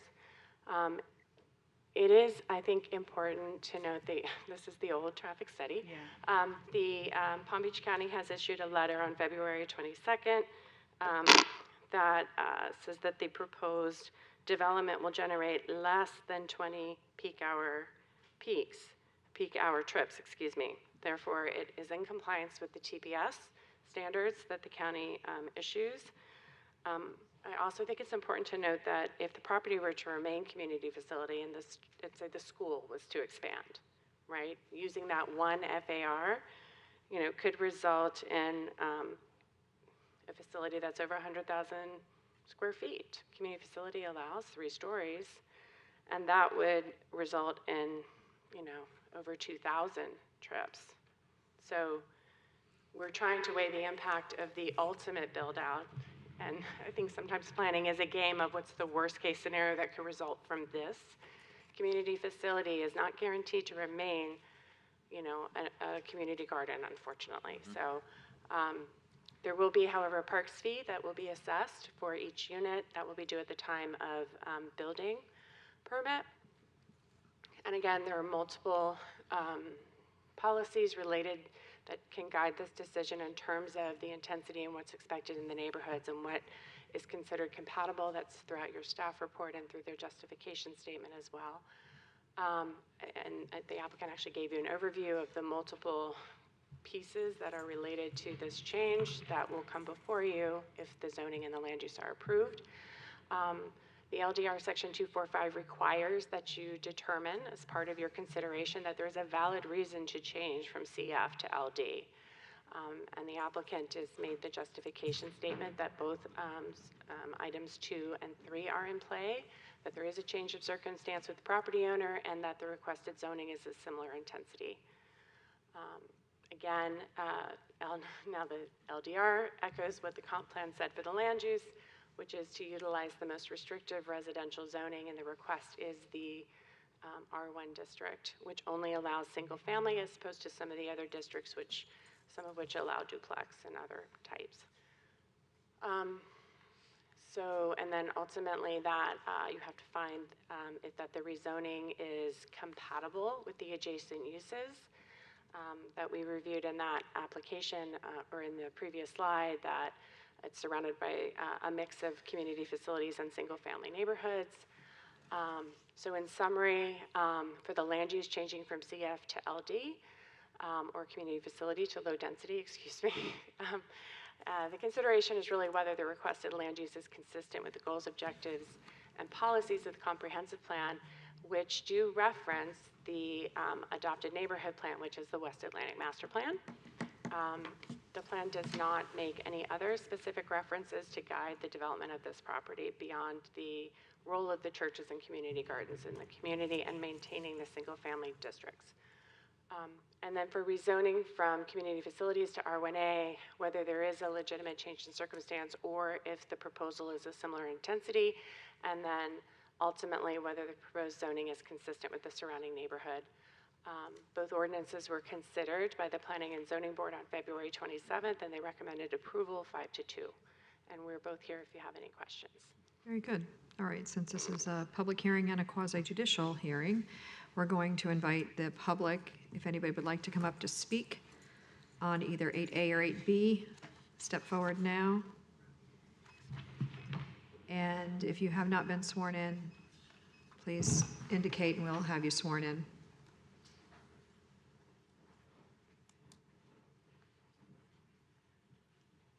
So have you been sworn, yes?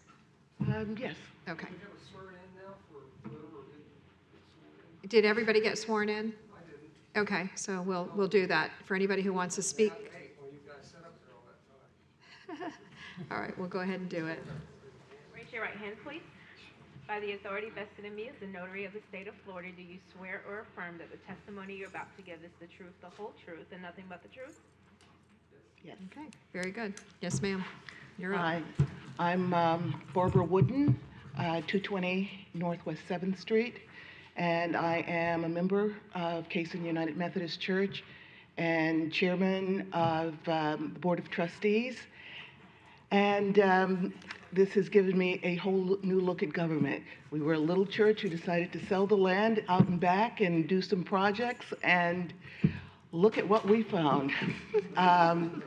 As a church, we started probably 5 years ago or more looking at ways to utilize property that we'd owned for 50 years and really didn't do much with other than the occasional carnival, festival once or twice a year. But we realized that we could do so much more.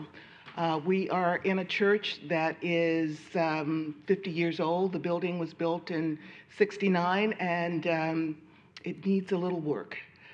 So in order to keep that going and to keep our congregation growing, I'm proud of what Cason has done with what they have. I'm proud of the fact that Emily has brought kids back. We've got a children's choir of 21 kids and after-school classes, which serve Pine Grove School, and many other schools in the area. I'm proud of the fact that you recognized Cross Ministry earlier, because Cross does all of their cooking out of our kitchen and delivers from Cason United. So they're thrilled that we're thinking about doing something better with our kitchen to help them expand the group that they have. I'm thrilled that we met a developer whose goals were the same as ours.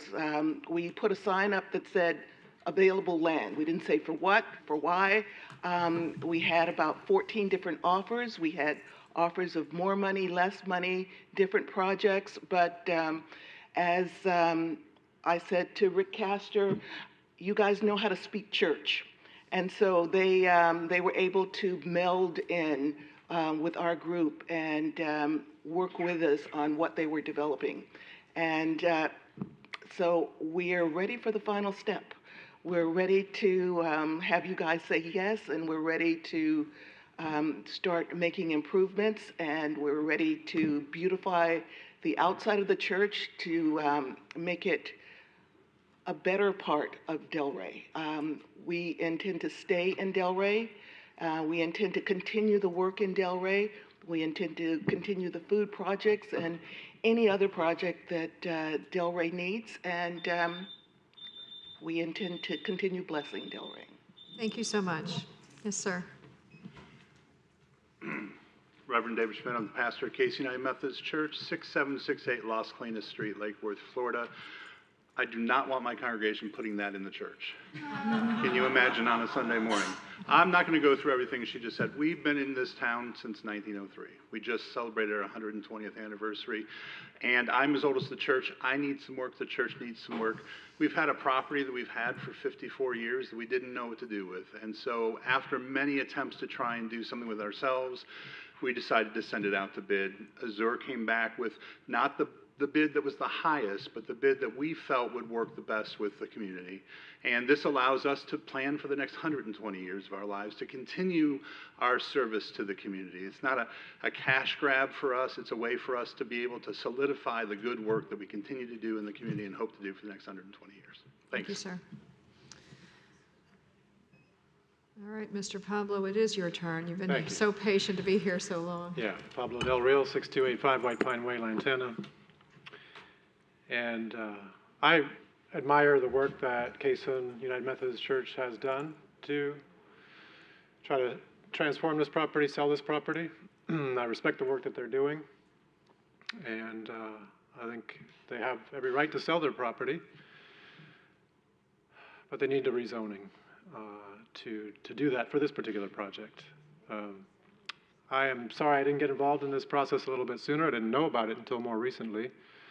But I do understand that they have been making efforts to sell the property for some time and have been sensitive to what kind of project could be there and should be there. I'm speaking to the preservation of community facilities zoning in that particular property for a few reasons. I did confirm with Anthea that just 7% of the city is zoned community facilities, and thank you, Anthea, for that, on the comprehensive plan. So to you all who hold the keys to this decision on the zoning, there's no question about the sale of the property. That can happen. What's going to happen with the zoning, that's up to you all. Do we want to be a city that has less than 10% community facility zoning, less than 7%? This is a significant chunk of that 7%. And I lived in Delray Beach for 16 years. I work here for 20 years still. And most of the work that I do is in community facilities zoned areas, schools, recreation facilities, religious facilities. So I'm speaking to that need that I see that zoning fills, which is unique.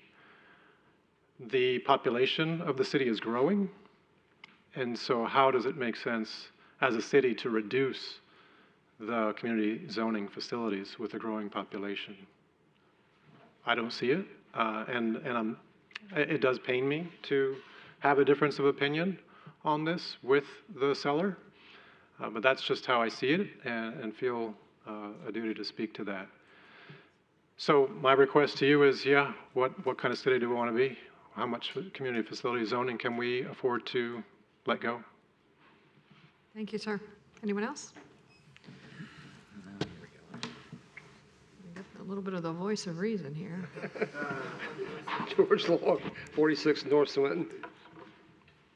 I don't know how you do your job. You get all these good points brought up here, and I usually go along with the last person that speaks. I'm easily convinced. And I was going to stand up with 6 other people that Pablo had my time because he covers it so well.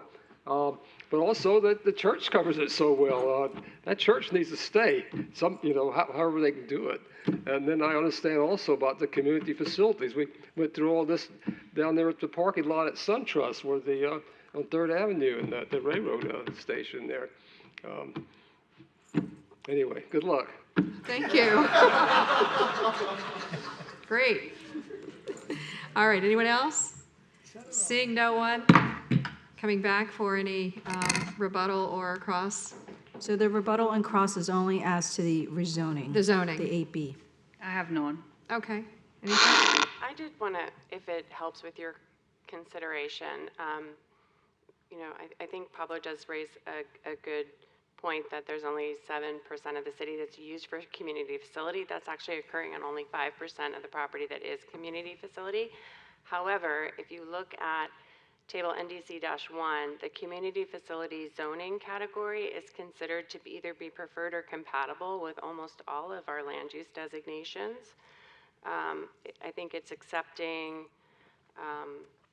maybe just the general commercial designation and CBD or the central core, but it is, actually take it back, it's actually considered compatible with central core. So as a zoning category, it is very widely allowed if the demand is there for it, if that helps. Right.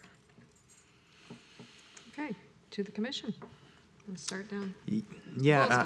Can you just bring up that slide in regards to what is allowed on community facility? Because I think that's probably the most important point to make. Just speaking with residents, they hear community facilities. First, they think we own it, and that we're giving away land, and then they think community facilities, and they think parks, right? And they think green space. And I just think it's important to know that the church owns an undeveloped piece of land that happens to be kind of green space right now in a garden, right? But it's undeveloped land, and any of these things can be built there.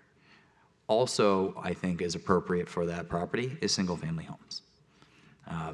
So I will be in favor of the rezoning for that reason, and I think that is probably the most important thing, that if we were to do any follow-up or any frequently asked questions in regards to this, that is really important, because once people understand what community facilities is and what can be built there, they're almost immediately in favor of the single-family homes from the conversations that I've had with residents. Ms. Burns? I agree with Commissioner Bolson. I have a better understanding of the community facilities and what is allowed to go there. And they have seemed to have followed all of our LDRs, and I can't see a reason why we would deny it. Mr. Frankel? No comments. Thank you for the presentation. I simply agree with my colleagues. Well said. Okay. I straddle the line here. I am so on the fence. One side of me says, the church owns it. It's not a city property, that is community facility that we're changing. But the other side of me says, again, we're losing ground here with an increasing population of having that space that was once kind of, I look at it as undeveloped lot, but it's kind of important to the community to have some of that too. But I am going to probably have to shift and support the church on this one, as hard as it is for me to do. I know it's going to go through anyway, so maybe I'll just give the, I don't know. I'm so on the fence. All right, let's just go ahead and, I'm going to call for the, first it would be for the ordinance 06-23, if somebody would like to make a motion. Motion to approve. Second. Call the roll, please. Mr. Frankel? Yes. Mr. Long? Yes. Mr. Boylston? Yes. Ms. Burns? Yes. Mayor Petrolia? Yes. And ordinance 07-23. This is the zoning part. Motion to approve? Second. Call the roll, please.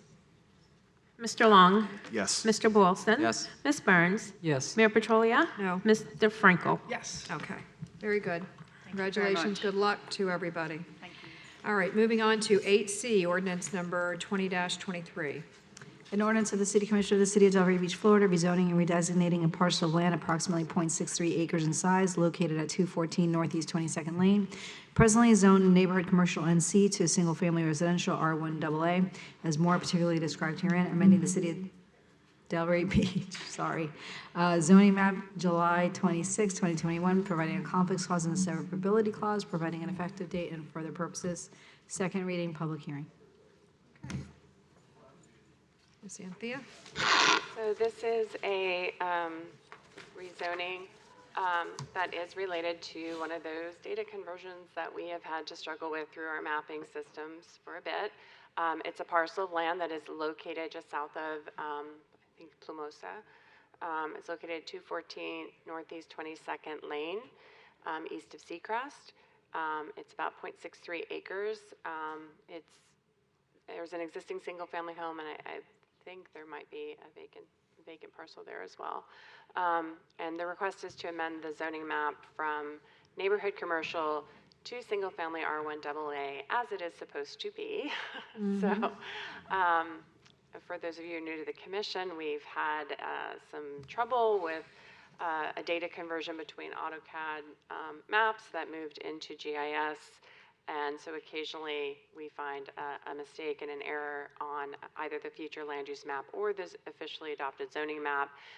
We did reach out to the Department of Economic Opportunity for direction on how to handle these discrepancies where we know legally the zoning or the land use is one designation, but the map has been published for a while showing an error, and they have advised us to go through official ordinances to make a very clear public record. So this is one of those. We've done the research. The adopted zoning maps back in 2016 and 2017 show where the error occurred. There was no accompanying ordinance that made this shift. So simply the ordinance before you is to return the zoning to its proper rightful zoning, which is R1AA, which is consistent and compatible with the LD land use that the property has, and the same concurrency, consistency, and compliance that you consider apply. The Planning and Zoning Board reviewed this on June 20th, and they voted 5-2 to recommend approval. Kind of surprising. Yeah, I'm wondering why there were two.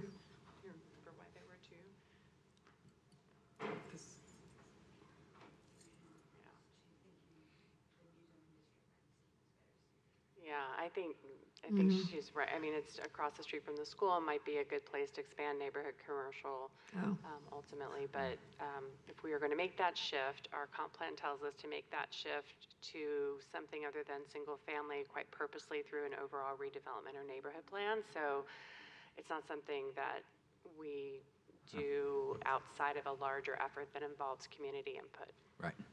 Is there any anything else, or are you good?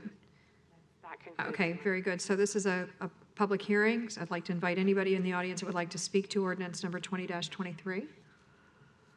Seeing no one, public comment is closed to the commission. Motion to approve? Second. Call the roll, please. Mr. Boylston? Yes. Ms. Burns? Yes. Mayor Petrolia? Yes. Mr. Frankel? Yes. Mr. Long? Yes. All right, we have a couple of first reads. Ordinance number 19-23. An ordinance of the City Commission of the City of Delray Beach, Florida, amending the Code of Ordinances, Title 7, Traffic Code, Chapter 71, Parking Regulations, Subchapter Parking Regulations, Section 71.017, Stopping, Standing, or Parking Prohibited in Specific Areas, to prohibit a vehicle from stopping, standing, or parking on the swale area, providing a conflicts clause, providing a severability clause, authority to codify, and providing an effective date. And this is first reading, so there won't be a presentation. Okay. You know what, it's going to be an interesting one, just because I think that there's a lot of, this might affect a lot of people who have no other options, so we have to think about that when it's coming up. But anyway, entertain a motion. Motion to approve? Second. Call the roll, please. Ms. Burns? Yes. Mayor Petrolia? Yes. Mr. Frankel? Yes. Mr. Long? Yes. Mr. Boylston?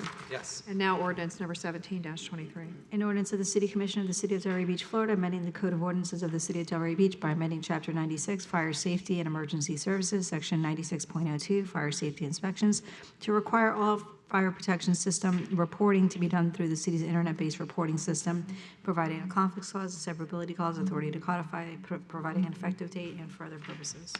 Entertain a motion. Motion to approve? Second. Call the roll. Sorry. Mayor Petrolia? Yes. Mr. Frankel? Yes. Mr. Long? Yes. Mr. Boylston? Yes. Ms. Burns? Yes. All right, we're on to comments and inquiries. Mr. Moore. I yield at this time. Okay. Ms. Jelen. No comments. All right, wonderful. And to the City Commission, Mr. Long. Let's keep it going. What's that? I get to Keep it start? going. Sorry, I have stuff. Where's your little bell? I know, right? I get to start this time. That never happens. Wow. All right. I just have a few things. On the Friday before Memorial Day weekend, I heard from a resident. She reached out to me about a bathroom sink water issue, like smell taste sort of issue. And I suggested she call our water utilities department. She called me a number, and a high priority ticket was created. About 10 minutes later, she got a call back from John Holdman, who asked her to describe the issue again. He told her it was related to the hydrants in the area, and that he'd send someone out that afternoon to do some flushing in the area of the hydrants, which they apparently did, because 2 hours later, this resident ran the water in her bathroom, and there was no smell, no bad taste. She was very impressed with how quickly the issue was addressed and resolved. And so am I. That was the Friday before Memorial Day weekend in the afternoon.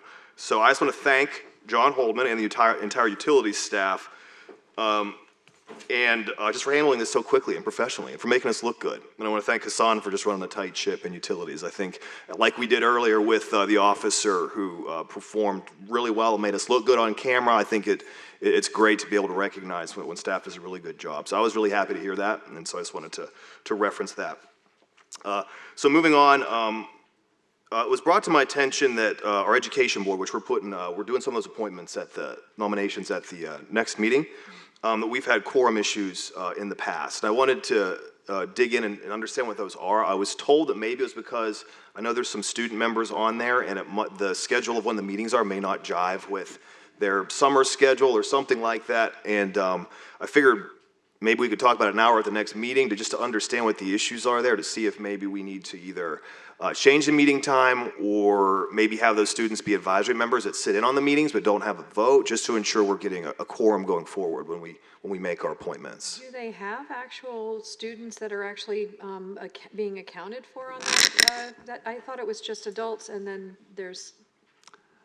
I believe you are correct, but I'll welcome the opportunity for clarification during the June 13th meeting, because it is an agenda item for appointments, and of course, all in position will be able to discuss how that will all work. So let's proceed that way. Regardless, if they're having problems with quorums with Separate whatever from that, reason, yeah. we need to dig down to the bottom of it. But I didn't realize, and I didn't think there was any kids on there that would be counted as, absent. And I believe you are correct. I think so too. Okay, and maybe I'm wrong about that, but we should still just talk about why we're having quorum issues and see how we can address it. Right. Moving on, back in May, an executive from WGI, which is headquartered in West Palm Beach, same WGI that did our parking and curbside management plan, they're an engineering firm, they sent me information about their city adaptability index to see if it's something we'd be interested in participating in. And I had the information on this dispersed to the commission preceding our goal setting meeting. You guys probably saw it. We didn't get a chance to discuss it then, but kind of the broad strokes of what that is WGI has partnered with Columbia University, and they've developed thought leadership and consulting tools related to their concept of the adaptive city. And right now they're vetting a self-assessment survey with friendly sort of local cities before they do a broader rollout. I know West Palm Beach is participating in it, and I think some other cities are as well. I would see this self-assessment as an opportunity for our city to kind of get an objective gauge of where we're at regarding things. So there's a few different categories, such as economic growth, diversity, inclusion, mobility, sustainability, and multiple other categories. But there's a big focus on sustainability. It costs us nothing. It will allow us to participate in some countywide discussions about adaptability and sustainability. WGI will coach us pro bono. They'll coach our executive team through the survey process. None of the results would necessarily get released without our permission. I personally think it's an opportunity for Delray to flex a little bit. I actually think we're doing really well on probably most of the goals and categories. I spoke with our city manager about it, and we met with Kent Edwards as well, and the whole sustainability department. Everyone seemed to like the idea, but I wanted to bring it up now and maybe let Mr. Moore explain it further and hopefully get a consensus to move forward just with doing the survey component of this. Can I ask a question? What kind of time constraint would it take on our staff to do this? Is it something that is going to, take a lot of time, or is it something that wouldn't? Can it be presented at the next commission meeting under city manager comments? And So then you you can can get- also have have Kent with you as well? And that would be appropriate. So the agenda went out for June 13th, so it's just something we'll talk about on the city manager discussion items. Just add it. That'd be great. And we'll make it happen in that regard. I'll be happy to, with the consensus being offered Oh, by no, the I group. definitely am definitely down for Will that. I think do. That would be great. And Anything else? Yeah, one more thing. Sorry, one more thing. I've gotten a few emails from folks. One of them was from Francis Bork regarding the conditions of the field house. And apparently there has been some deterioration and some concern that it's not being maintained in a way that's appropriate for a historic facility. And I think it harkens back to our larger discussion about maintenance of our historic buildings. And I'd love to sort of move the issue forward and talk about a historic buildings master plan or something like that. Maybe we could do a workshop on that. Yes. But I do think in the interim, it would make sense to maybe pump the brakes on renting out the field house until we could have someone go in and look at it. She brought up some great points about our historical designation, which is a national designation, which could be put in jeopardy if there is further deterioration, and that deterioration that exists now could be get exponentially worse if it isn't sort of dealt with. So what did she point out? Because, I mean, obviously, there's something that's visual. Yeah, I have an email here. Or maybe you can share it with Missy so that she can at least go take a look at it, or have some of the professionals that we have on staff look at it. I can read some of it here. Continual use by large and small groups is entailing the movements of attendee and furniture is not reasonable without a care plan. The conditions of the restroom is appalling, unclean, and dire need of painting. The toilets and doors required repair. They were not close to pristine condition, most especially for a wedding or important celebration. The entire entrance is in total disrepair without any apparent maintenance. These are a few of the issues I observed, far beyond the proper caring of a historic property. And, and Ms. Bork did preface this email by saying this is not meant as an attack on our planning or on our Parks and Rec department at all, but it does seem like maybe it warrants some sort of second look, like some kind of inspection from a professional, just to ensure that we're not putting ourselves in a position where we could be risking our historic designation. For sure. So I guess the thing I wanted to ask, I don't know if we should ask for consensus or just some movement on maybe having a workshop on that historical preservation. We'll make arrangements. I'm good with that.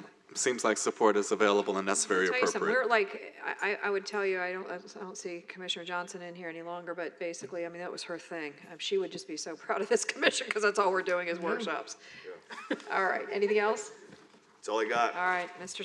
Frankel. Thank you. I had two things. One, I'm sure Miss Odom's watching. Coco, she plays tomorrow in the French Open, I think, semifinals against the #1 seed. And she advanced this morning with her doubles partner. Congratulations. So she is alive, the only American left in the female draw singles. And I think they had the match at 6:30 in the morning. So if you're up, I know I'll be up. Ryan will be working out, but I'll, Watch it from his watch. you can always tape it. And then I hate to bother you, Mr. Wellthauer. Can you come to the podium, please? I had a question for you, because since our last meeting, I was approached by several individuals, and I want to be clear. I don't want to ask who approached, any details or any enforcement or business involved, but I just have a simple, straightforward question. That at any time, did any person related to the DDA discuss or ask you or a member of the code enforcement if you were enforcing or intending to enforce what the code officers believe were a code violation on Atlantic Avenue? Not to my knowledge. Okay. I appreciate it. Thank you. You're welcome. I'm hearing some activity went on, Mr. Moore, regarding outdoor seating and some other things. I was told there was direction offered by individuals to not enforce certain things in our downtown. Perhaps we'll get offline, but maybe if you can look into it, because I think it's very important, because I don't think any agency should be directing any men or women that are employed by our city. As in an external agency outside of the city of Delray That's Beach correct. you're referring to. If you direct them, that's one thing. Right. But certainly, I had some concerns, so. Of maybe- course. Maybe if you hear of anything within the next week, you can report back to us. I will. Cool, appreciate it. Thank you. Ms. Burns? Well, I just wanted to say thank you to our police and fire.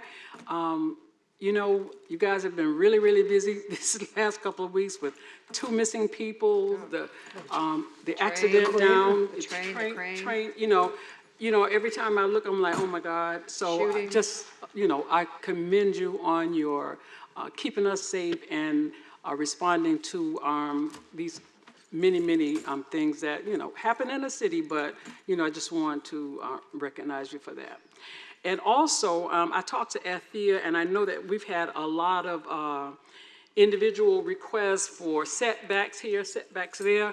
So I wanted to get a consensus or just talk about, as we continue to get these requests in development, in our older neighborhoods, east of I-95, look at the zoning, regulations to make sure that the setbacks and other rules work for the smaller lots.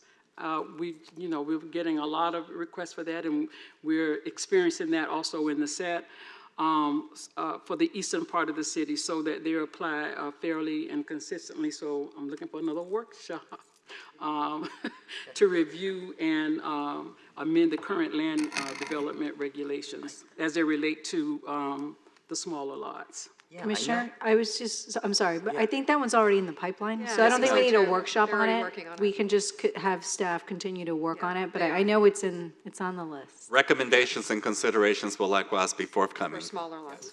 It's happening. Thank you. It's happening. Okay, thank you. Yes, Thank you. ma'am. Anything else? That's it. Okay, very good. All Mr. right, Wolf. yes. I got big news. 5 years ago, I played in the charity basketball game, the Walk Against Violence. As you may recall, I did not get to touch the basketball.